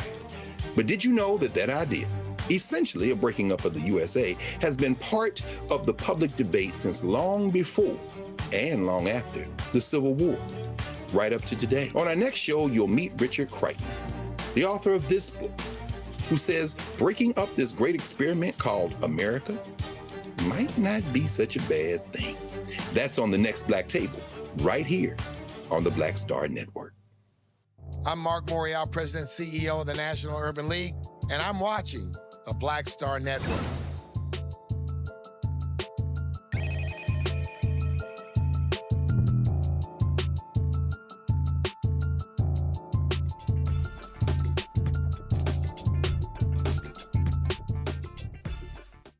Folks, time for Black Star Network headlines with Brittany Noble. Roland, ICE agents in Maine launched what they're calling Operation Catch of the Day. The agency implemented this enforcement in the state to target what they say is the worst of the worst criminal illegal aliens who terrorize communities. The Department of Homeland Security says it's targeting 1,400 people in Maine, and dozens have been arrested Maine's Governor Janet Mills called the agents secret police and said there is an order to make an arrest. The death of a Cuban man being held at a Texas immigration detention facility has been ruled a homicide. Authorities say Gerardo Campos died January 3rd following an altercation with guards. ICE officials say he was attempting suicide and the staff there tried to save him. But a witness says otherwise. They say he was handcuffed as at least 5 guards held him down until he could not breathe. His death was one of at least 3 reported in a little more than a month at Camp East, Montana. The autopsy report by the El Paso County Medical Examiner's Office found that his body showed signs of struggle. He also had hemorrhages to his neck. It was determined that he died from suffocation due to neck and torso compression. Well, a jury in Texas has acquitted a former Uvalde school police officer. Adrian Gonzalez faced charges for his response to the Robb Elementary shooting in May of 2022. He was accused of failing to stop the school shooting that killed 19 children and 2 teachers. After more than 7 hours of deliberations, the jury returned a not guilty verdict on all 29 counts of child endangerment. As the verdict was read, Gonzalez lowered his head as he heard it, and he was among the first officers to respond to the mass shooting. It took 77 minutes before police responded to end that rampage. Well, in Virginia, 5 white high school students from Kellam High School have filed a civil lawsuit. This comes after they were suspended over an alleged racist birthday prank. It involved a special education student in March of 2025 when the group of white students gifted the black student a bag filled with racially stereotypical items, including fried chicken, watermelon, and grape Kool-Aid.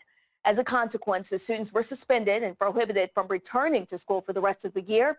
The families claim in the lawsuit that the incident was a humorous gesture, and the adults are making it a bigger deal. The families are now asking for $10 million. Researchers with the Independent Council on Criminal Justice report a significant drop in violent crime across major U.S. cities.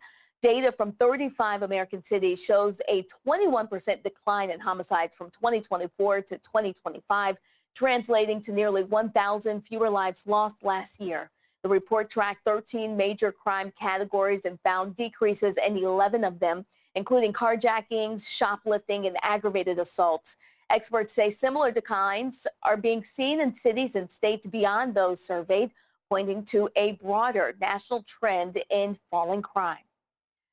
Also, Dallas County, Texas commissioners voted unanimously to declare a black teen innocent more than 70 years after his conviction. Tommy Lee Walker was just 19 when he was accused of the 1953 rape and murder of Venice Lorraine Parker near Love Field. But records show he was at Baylor Hospital the night of his birth for his only child. Despite that alibi, Walker was executed in the electric chair in 1956. Officials later revealed the lead homicide detective on the case was a member of the Ku Klux Klan. Walker's son, Ted Smith, was only 2 years old at the time. He told commissioners he spent a lifetime missing a father he never had the chance to know. Roland? And folks, on Monday, Brittany's new daily news show kicks off right here on the Black Star Network. And so not only, so our show, of course, is 6 to 8 p.m., but you'll be able to see her show every single day, noon to 1. So there's a lot of stuff that happens in the morning, and so we got it covered. And so the breakdown of Brittany Noble kicks off Monday right here on the Black Star Network. So looking forward to that. Let's talk about Minneapolis. Civil rights attorney and longtime activist Nakima Levy Armstrong has been arrested after leading a protest at a Minnesota church. Protesters targeted the church because his pastor also serves as a senior ICE official, calling his dual role a fundamental moral conflict. Following Armstrong's arrest, the White House posted an AI-edited photo of her crying in handcuffs. Let's show the photo, y'all. This is the photo. Let's show the original photo. Let's show hers. So this is the original photo. They changed it with AI, mouse switch to the photo, to actually show her looking like this. This is a lie. That did not happen. The Department of Homeland Security Secretary Kristi Noem shared that original photo. Now, they also, let me do this here. They tried to go to a judge to get an arrest warrant for Don Lemon.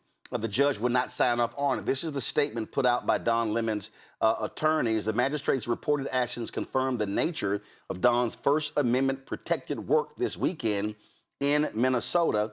as a reporter. It was no different than what he has done for more than 30 years, reporting and covering newsworthy events on the ground and engaging in constitutionally protected activity as a journalist. Should the Department of Justice continue with a stunning and troubling effort to silence and punish a journalist for doing his job, Don will call out their latest attack on the rule of law and fight any charges vigorously and thoroughly in court. This is his attorney, Abby Lowell. But also, in addition to it, it wasn't just Nakima who was arrested.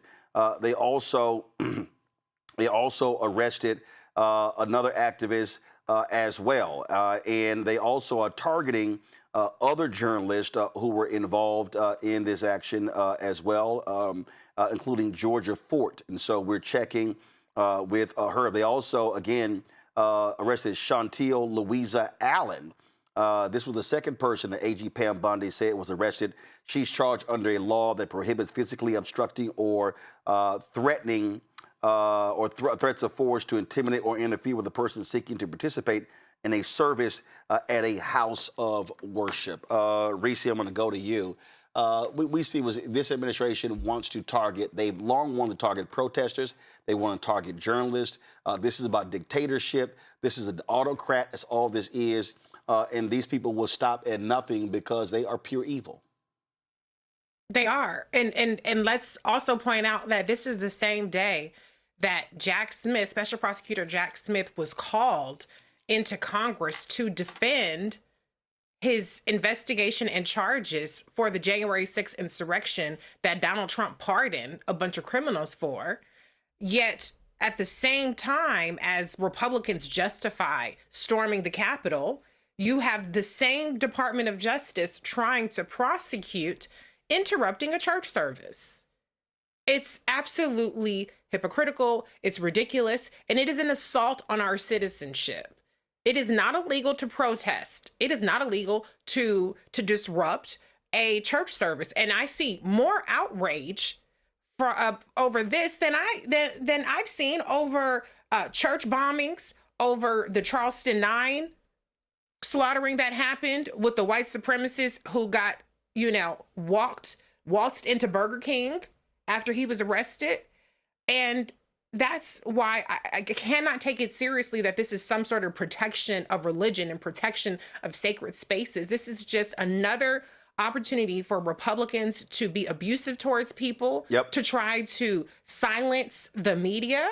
And in this case, I think that we are lucky that a judge had better judgment than this Department of Justice for Don Lemon, but there is no guarantee that they will have that same judgment when it comes to Georgia Fort, who is an incredible journalist. They might feel more comfortable showing deference, which we've seen many judges do. For instance, the judge in the LaMonica McIver, Congresswoman LaMonica McIver, who was actually a Black man who was appointed by Biden, is showing a lot of deference to this Department of Justice maliciously prosecuting a sitting Congresswoman. And so we cannot allow ourselves to be desensitized because there were at least 30 bad things that happened today. Right. Well, but every single thing warrants our attention, our outrage, and it warrants a response. Yeah, and here's the deal. I had a very prominent host of a show tell me, Randy, that, well, we can't cover everything. And I said, if you got a 24-hour network, you can cover a lot. You don't have to cover just the same 2 stories all day. Right, and then we'll just replay the same stories all the time, and we need to be aware of what's going on, but I don't think people want us aware. But I tell you who does want us aware. MAGA folks. It reminds me of the public hangings. They used to take our people and hang them publicly because it was done to evoke fear. It was done to say, don't you dare push back against this regime. And that's what they're doing now. They are arresting people during the daylight. They're shutting them down. What they're saying to the world is, or to the country is, if you dare fight back, we are going to punish you. And they're so hypocritical, because you think about this. ICE goes to church services. There are cases where they have arrested people in church parking lots. So all of a sudden, when people want to protest, it's all of a sudden a church is sacred. These devils all of a sudden want to protect when people want to worship, but they don't have any problem with ICE showing up at churches and at schools and at hospitals. I mean, that's, you know, it's absolutely ridiculous and hypocritical. That's why you've had Catholic priests standing in the way, Greg. Yeah, no, I'm agreeing with everything everyone has said. Your friend, Brother Adam Serer, has just written a piece in The Atlantic, just dropped, Trump can prosecute anyone now. And I love what he said about one of the two matching race Barbies, the Attorney General. If you mash her up with the Botox Barbie, the ICE Barbie, running ICE, the secret police. And I love what Governor Mills called them, actually, the secret police, as she said. These are not men and women, they're punks because they hide their faces like the cowards they are.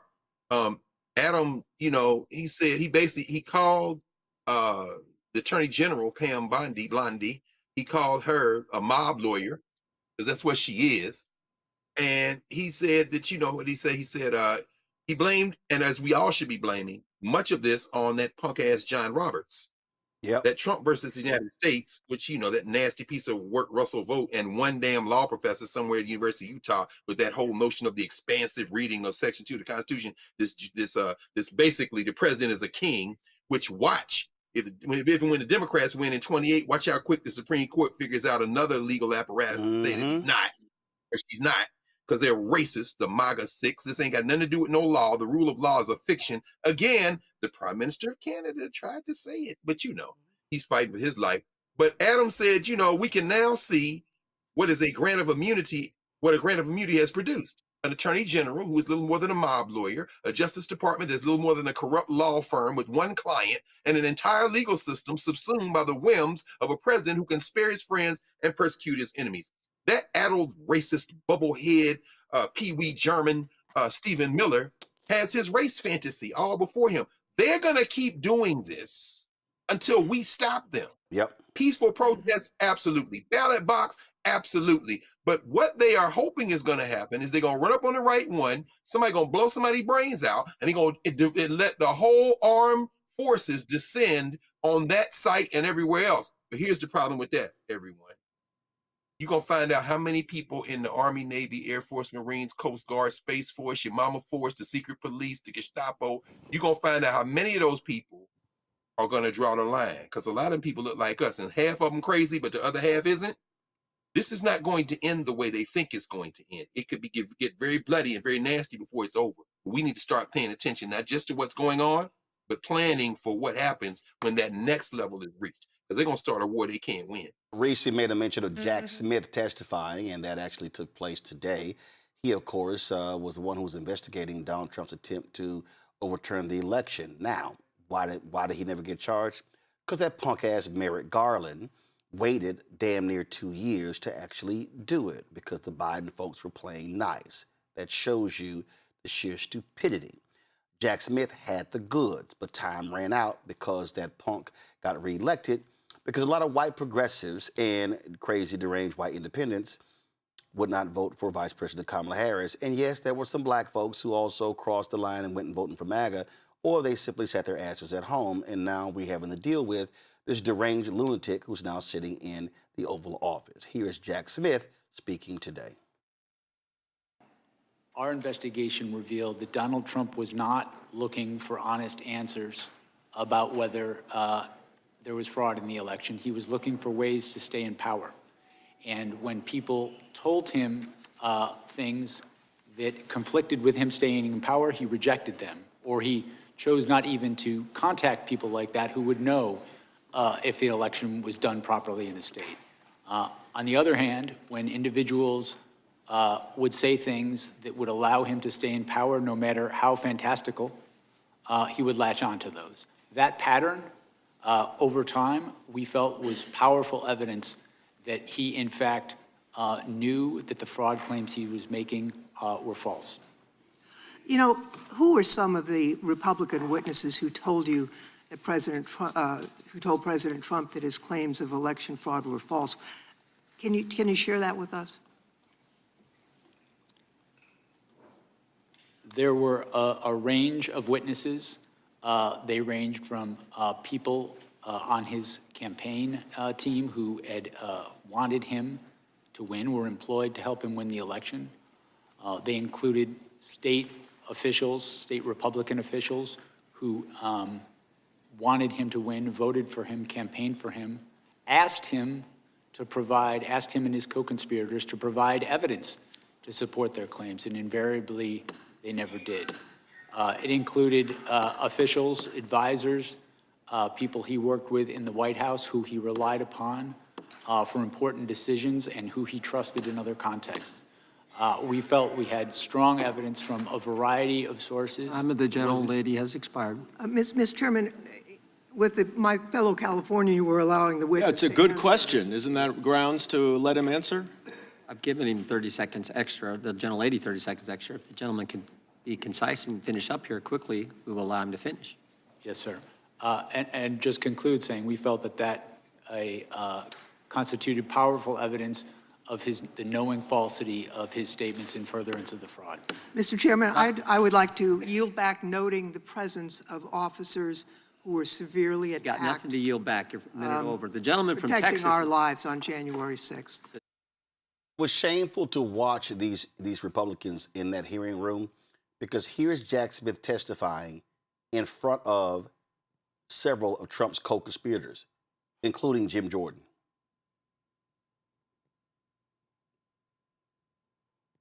Reese, you there?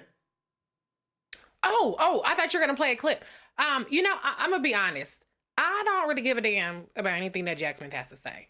What I want to see is Democrats, and this is a way that Congress people could be useful. I want to see them building dossiers on Trump officials and these militiamen that have been empowered with this white nationalist agenda, so that they can be fucking prosecuted the second we get Trump's ass out of office. Not 2 years, 3 years down the line, immediately.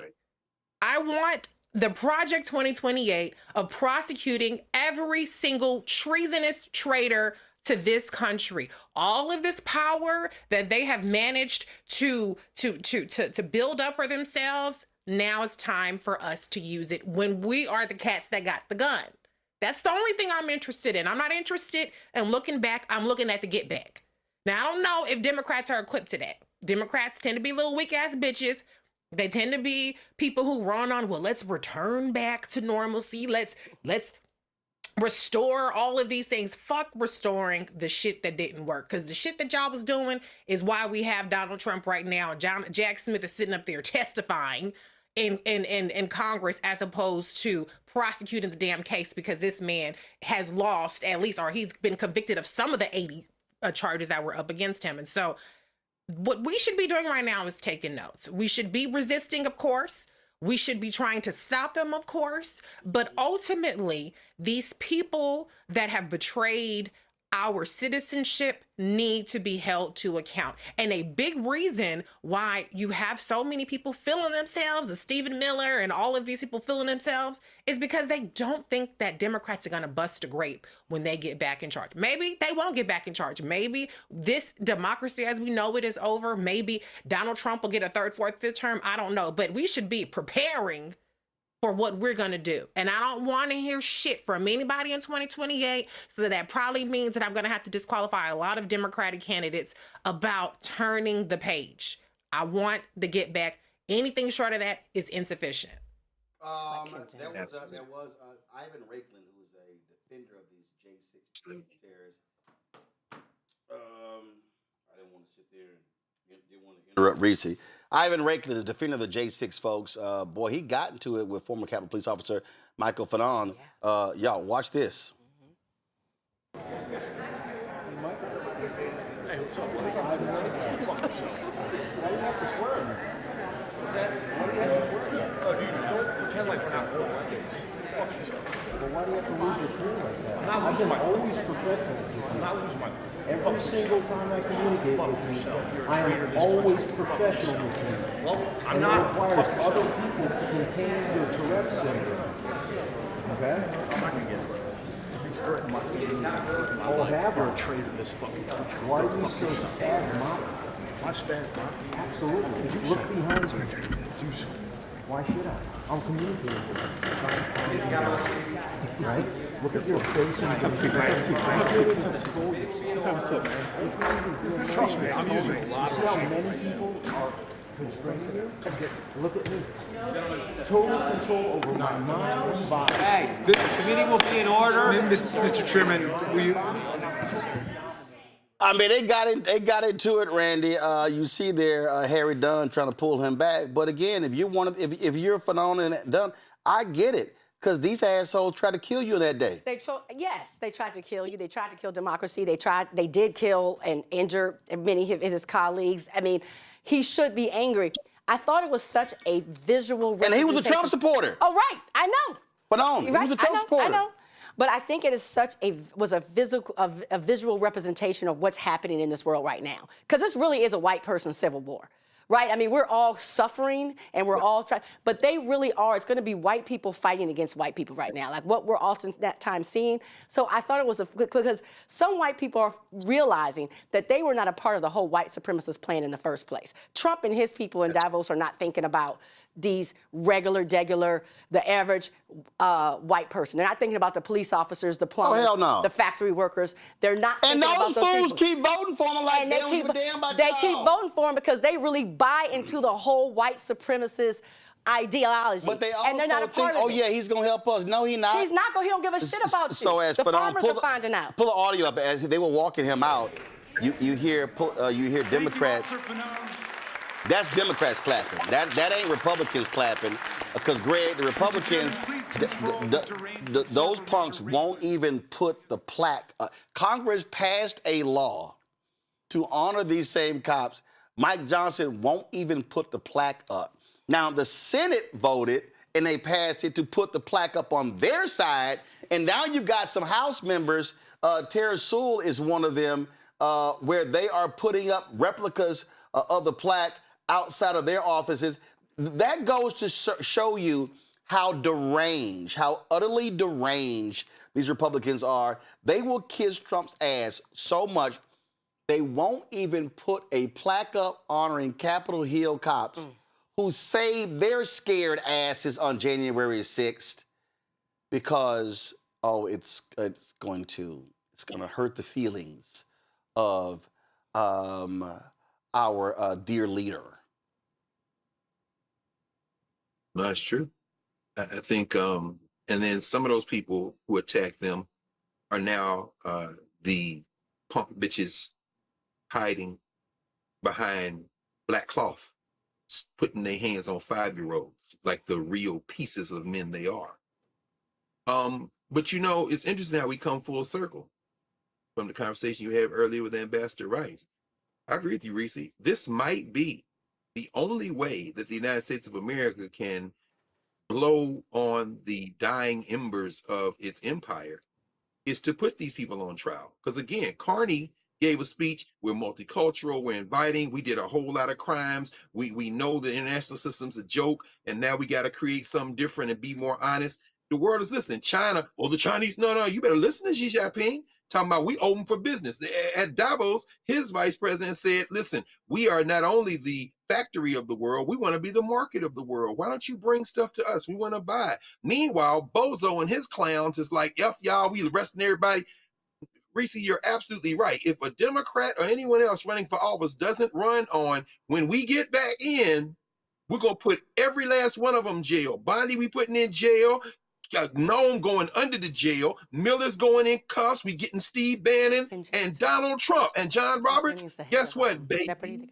We're going to expand the court. We're going to match now the number of districts there are in the United States of America, courts of appeal. That's going to be the number for the Supreme Court. If you don't like it, go to hell, and that's what I'm running on. Now, the world would look at that and say, okay, we still don't trust y'all? But you know what? You have at least now shown us as a measure of good faith that you want the United States to come back into the center. Now, that's not going to happen. But if it did happen, they might get a little closer. Because right now, we can quote AC/DC, that rock band, you're on a highway to hell. Because you have shown the world that you don't give a damn. So, I think that might be their only play, Reese. What you said, that might be the only play left for the United States of America as the empire crumbles. Well, I got to play this here before we go to Randy and her card game. Reese's got one as well, so we want y'all to support both. I got to play this because I saw this the other day. That joke of a HUD secretary. If y'all thought Ben Carson was an idiot running HUD, Scott Turner makes him truly look like a brilliant housing scholar. And he was on Capitol Hill testifying, and Congresswoman Ayanna Pressley, let's just say she lit that ass up. Mr. Secretary, it is unfortunate, unacceptable, and deeply disappointing that it took over a year for you to come before this committee, but you're here now. I don't have a lot of time, and I have a lot of ground to cover, so let's get to it, and please try to answer as succinctly as possible. Since Donald Trump came into office, how many people at HUD, Mr. Secretary, have been fired, laid off, or otherwise left the agency? Just the total number, please. Ma'am, about 2,400 people took the DRP. I'm sorry, the total number at HUD who have been fired, laid off, or otherwise left the agency. Yes, ma'am. 2,400 people voluntarily took the DRP. That's complete. Okay, you're not answering the question. I'm going to reclaim my time, so I will just tell you. Okay. The point is, when you take a hatchet to the infrastructure of our federal government, it is a tremendous disservice, not only to those dedicated, hardworking employees, those patriots who could have gone anywhere with their talents, but they love their country and they wanted to be in service to their country. It is incredibly disruptive to their livelihoods and their lives. It is not efficient, because it is a disservice to the people and the communities that they serve. People like in my district, the Massachusetts 7th, Claire Bergstresser, who was fired from the HUD Region 1 office, which devastated her. But it means that the good work that she was doing is going undone.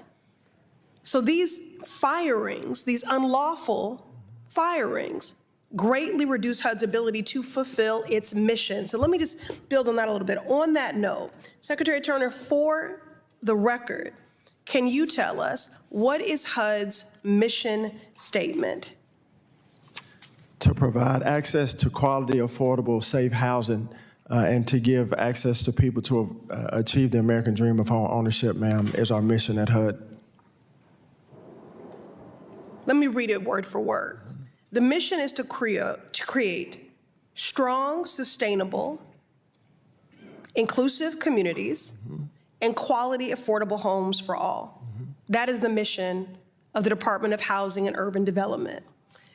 Now, I don't have any evidence that you actually know the mission statement, because it seems you're actively undermining it. Since taking office, you have failed at sustainability and paying attention to the impact of the climate crisis and extreme temperatures. You have failed at inclusion.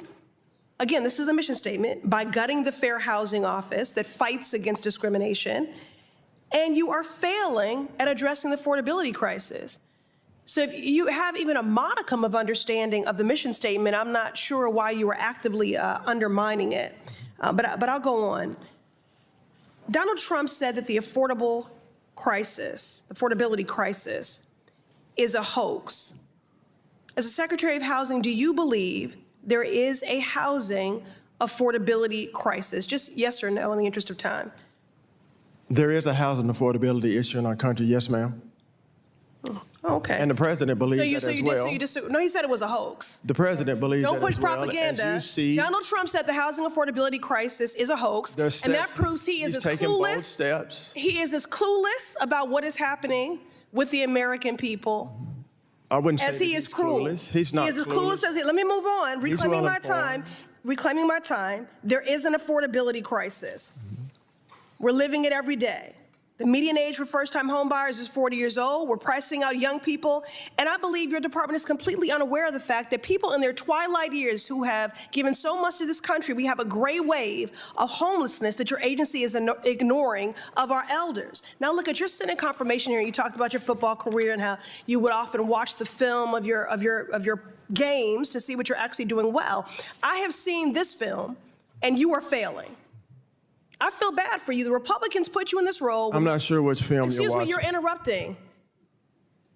Sorry. I'm watching the film in real time, what's happening, as you gut HUD and undermine and fail to meet We its haven't mission. gutted HUD. I didn't ask you a question. I'm offering a statement of fact, in my opinion. You've been put in a position with no qualifications, no experience, and no training, and they are using you. They are using you as the poster child of their anti-DEI crusade, and you are letting them, and it is shameful, and it is painful for me to watch. The Department of Housing and Urban Development is too important to be mismanaged under your leadership or lack thereof. Gentlewoman's time has expired. Mr. Chairman, for the record, no one's using me. I wanted to be here. Well, it took your ass a year to get there, Reese. And the bottom line this year, how you gonna say Donald Trump believes in the housing affordability when she's quoting him when he said it's a hoax? His lying ass. But keep in mind, this is the same fool with Trump who pulled back. That was an investigation for 2 years of a racist HOA in Dallas that was discriminating against poor black people, and they pulled that lawsuit. Scott Turner, a former state rep in Texas in nearby Collin County. Well, his job is whatever Donald Trump say his job is. It don't matter what the law says it is. It doesn't matter what the actual mantra of the organization is. He's just there to carry water for, as Representative Ayanna Pressley said, clueless and cruel Donald Trump and that MAGA agenda. But she just put on a masterclass in how you combat and you control the kinds of information that you are getting from these people who are incompetent and just sit up there and lie. She didn't allow him to sit up there and lay out a bunch of things that aren't true. Then she had to spend 15 minutes fact checking each and everything. She stopped him right at the lie. Interrupt the lie, as you say, Roland. And so I'm glad to see her getting the praise that she needs, or that she deserves rather, and I'm glad to see that she is pushing back on these lies. And the last thing I will say is I think it's very interesting that some of the solutions that Donald Trump's people are talking about, it sounded a whole like Kamala Harris's platform, because I remember my receipt with the receipts researching what she planned to do around housing. And a lot of those ideas are in here, particularly as it relates to limiting investors buying it up. Now, Scott Bessen's stupid ass sat up there and said that a small investor is your grandma and your grandpa who own 10 homes. That's what he said. He don't want to shut those small investors out. So this administration is very, very unserious, but they're clearly grasping at straws, trying to rewrite the narrative. But the proof is in the pudding. People can't afford to buy homes, and people can't afford to sell their homes. It's just is laughable. And this is another black flunky, Greg, of Donald Trump, grossly unqualified. And I don't know what, I could have played some other clips from the show. I really don't know. I just play NFL and they love me. Brother, every time I see one of them Negroes, him, Wesley Hunt, Byron Donalds, I think about what our sister Lauren Victoria Burke named first Byron Donalds, and by extension, the rest of them, consensual manservants. I respect Representative Pressley for any number of reasons. Of course, her parents were housing activists. She herself moving in that tradition from the time she was young to this very moment. But what she said at the end really kind of shifted my energy toward that circus clown.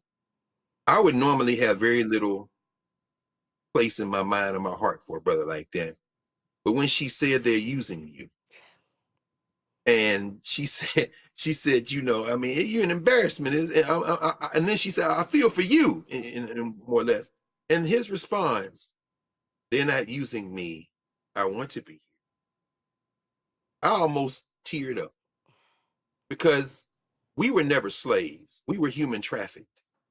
We were trafficked. We're human beings, you know, and so we were trafficked. But there are some of us who have been so thoroughly damaged and wounded and traumatized over generations that we actually love our masters.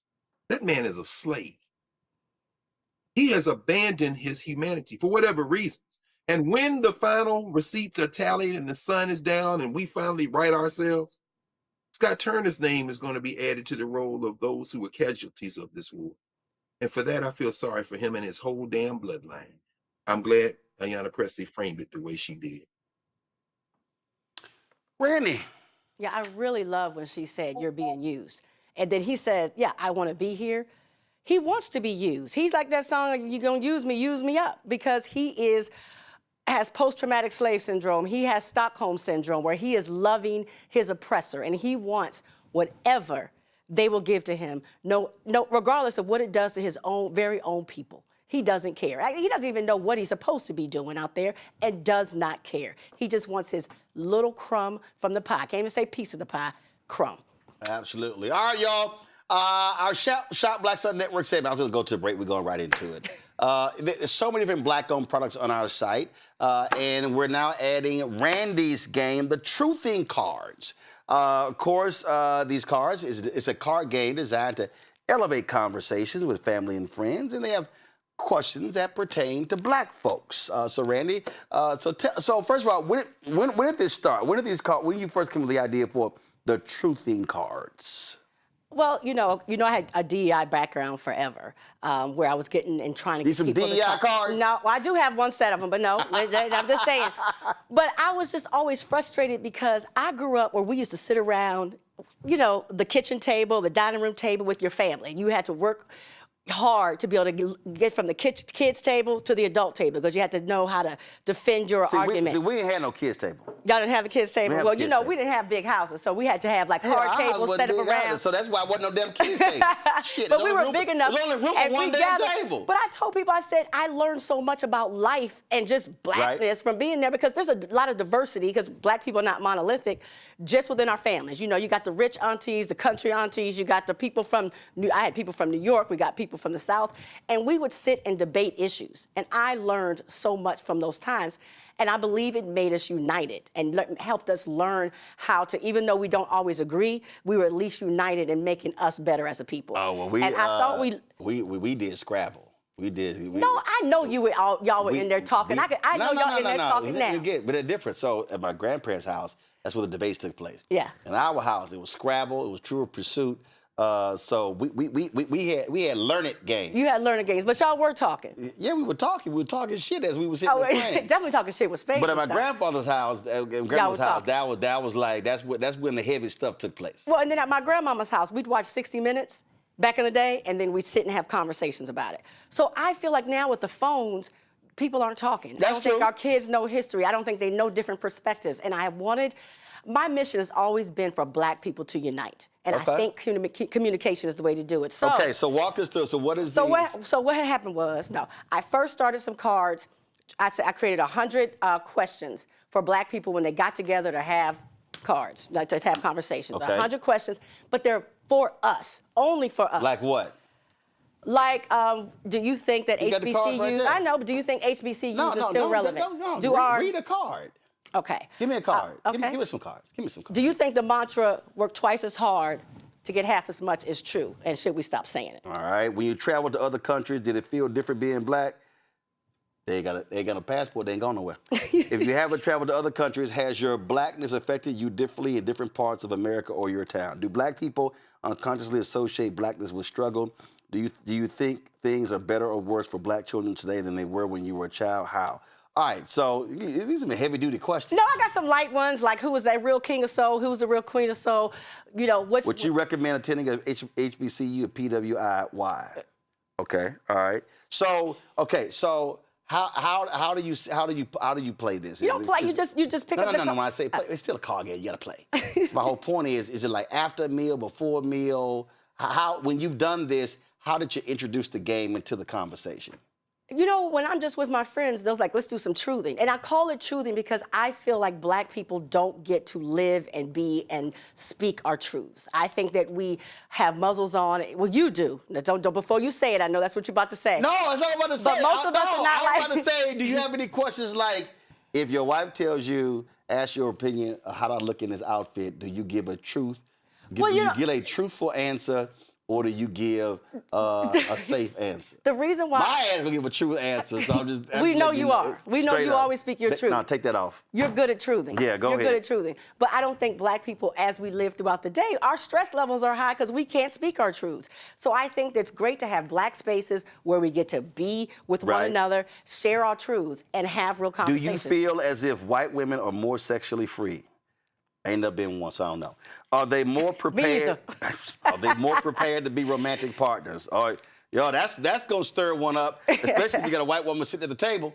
I know that one of the ones that I had that caused a lot of issues is, can you be pro-black and not marry a black woman? Like, can you, or a black man? Can you be pro-black and marry outside of your race? That one always, the conversations go long and strong. So do you have any rules such as do not have these discussions? Do not play the truthing game in the concealed carry state. Do not involve alcohol. I think alcohol actually helps. I mean, but that's just me. You don't drink. Yeah, I think alcohol is actually nice. We do have about respecting one another and listening to one another. There are some rules of engagement. Reese, have you played the truthing game before? I haven't, but I will certainly be getting it. I love a fellow black woman game creator. But I would love for us so to have a happy hear truthing about session, Reese. I would love for us to get together and do some truthing. Like, so if Reese is, you get together and Reese doing some truthing, it's gonna be at least 38 MFs. That's why I love it. That's what it's about. Listen, my friends and I do it all the time. Reese gonna be cussing every. Reese gonna cuss on every question. I have no complaints. Every question. I have no complaints. Look, my dad barely cusses, and he gonna sit here at the start of the show. He was like, Reese. No, I would love it. Right now, there's a. Matter of fact, I'm shocked. I don't think Reese said one MF on today's show. A record has been. I don't recall one. I'm gonna have to go back to the playback. I don't know. Yeah, I'm just sorry. All right. I can't say one way or the other. Any fights ever broke out over the truthing? I have had some passionate conversations. Okay, all right. I've had the show is actually there was a truthing show that's actually still on Amazon Prime where we taped 4 professional ones, and the one that I thought was going to be a real fight because I had old school rappers and younger rappers on there. Like I had Eric Sermon, but I had some younger rappers. We talked about should we stop using the N-word. So I thought for sure there was going to be this battle. Right, but they actually all agreed. The old school rappers were saying, yeah, it needs to stop. Right, so I thought it was a bonding moment. I thought there was going to be fights. Damn, the chat said, yeah, Reese said MF right off the top of the show. That's probably why I will. Y'all tracking her MFs? I got to check. Questions from Reese and Greg for Randy about her truthing game.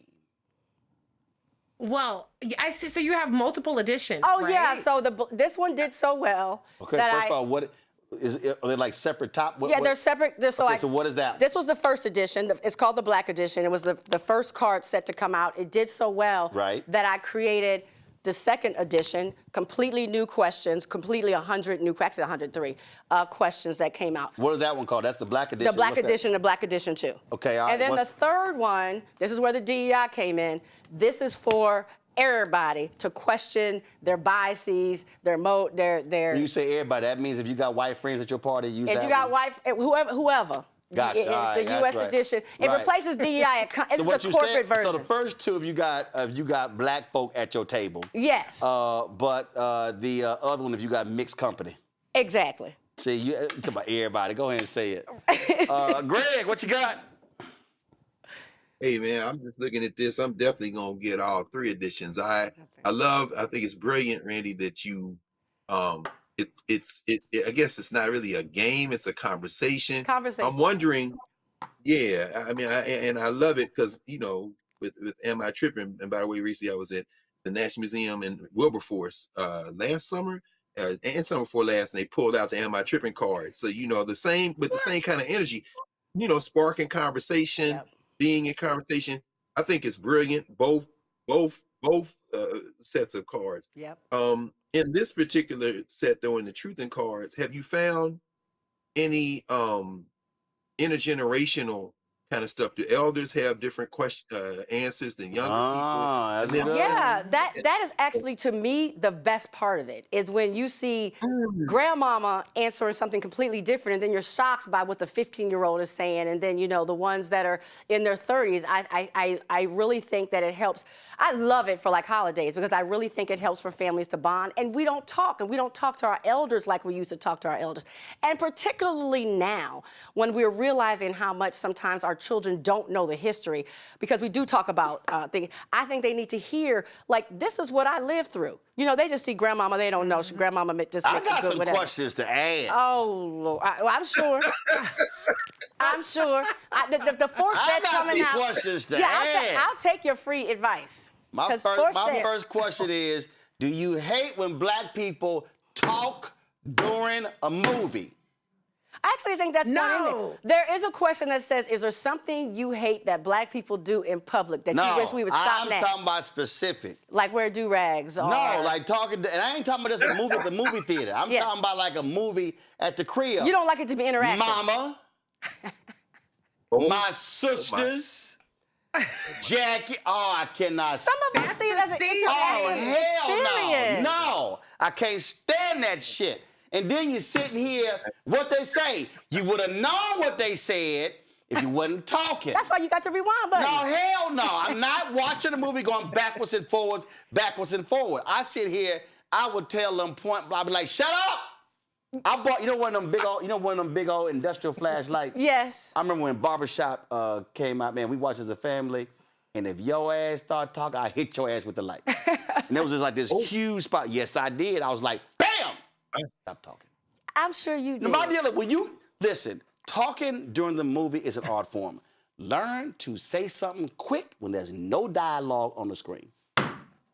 Yo, I'm telling you right now. Sometimes we gotta have a conversation about who may have done it. No, like I watched His and Hers this past weekend. No, I watched His and Hers this past weekend. I don't need to hear you. And we need to talk about who did it. Who the killer is. Yeah, we gotta figure it out. Sit your ass there and watch the movie like everybody else. We'll get it there together. I disagree with you. Man, I walked the hell out the room.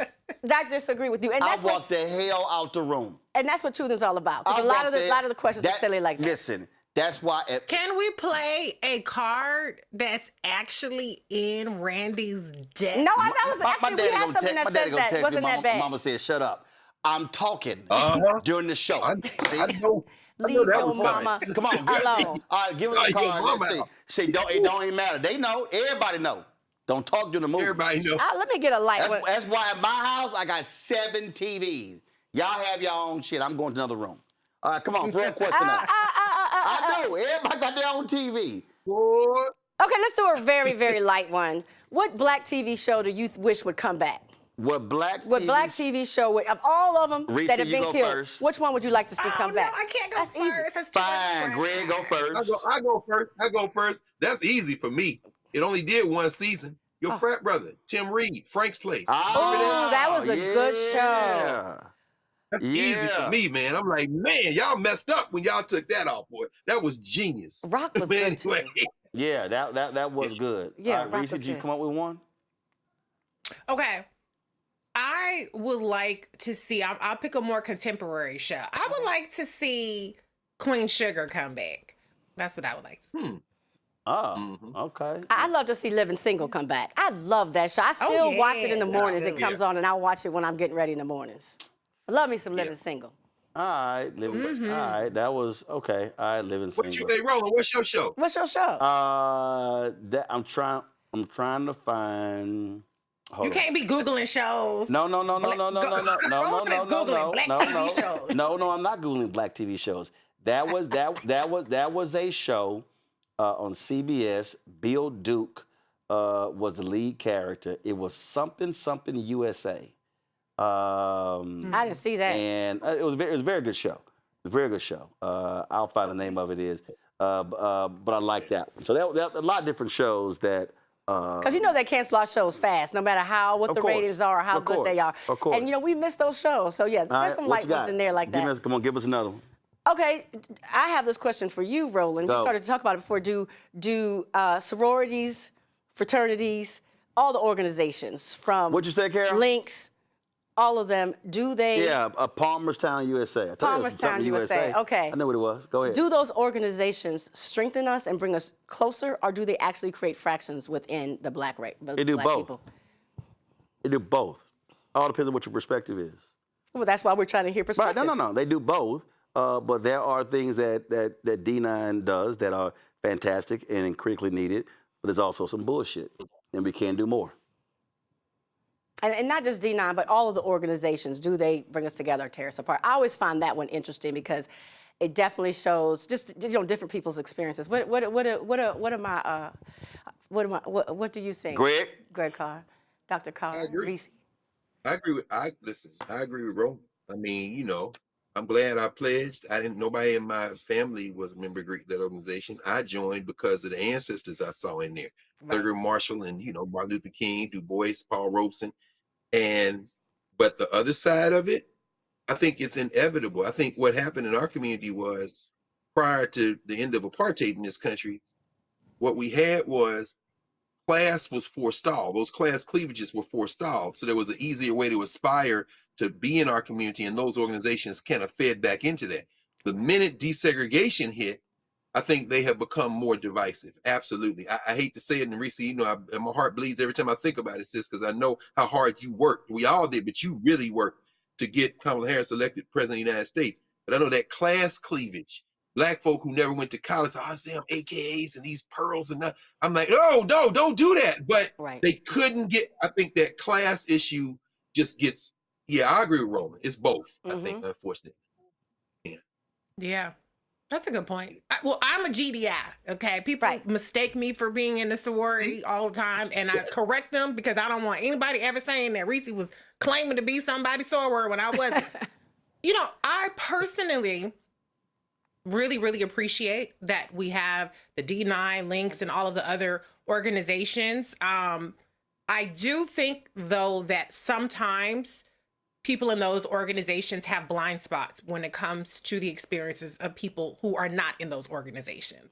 And I think that is where some of the disconnect happens. Like, for instance, when I would talk about, and you brought up the election, Dr. Carr, when I would talk about how I felt like Kamala Harris needed to say she was Black because of the misinformation that was targeted.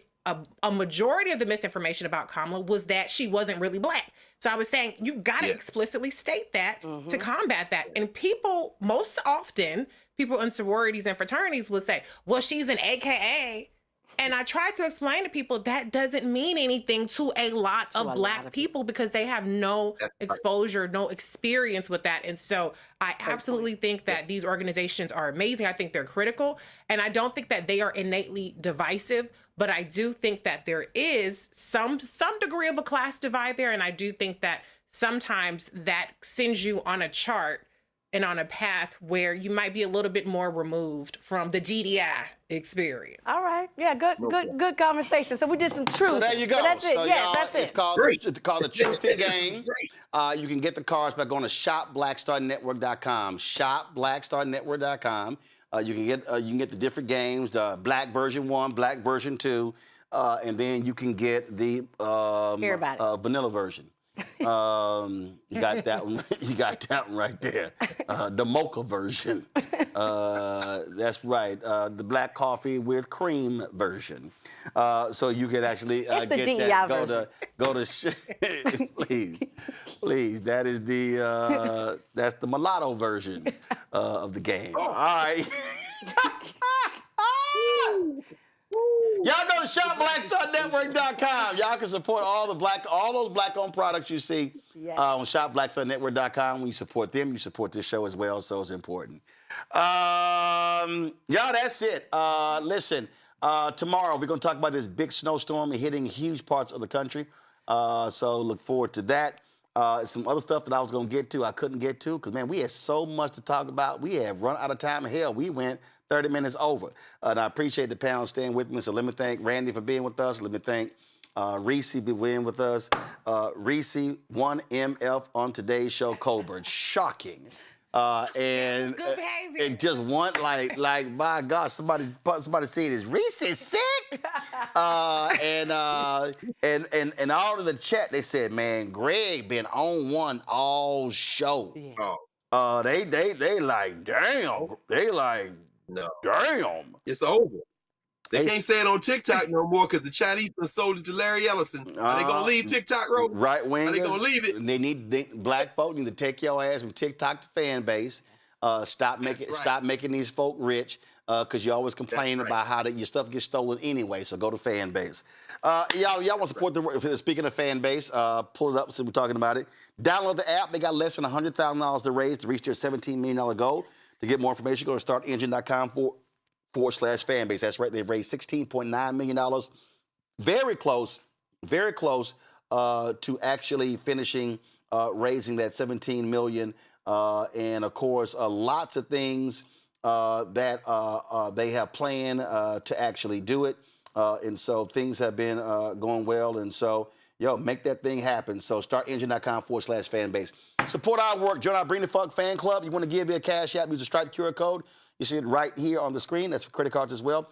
You can also, of course, check some money or to make it payable to Roland Martin Unfiltered, P.O. Box 57196, Washington, D.C. 20037 7-0196.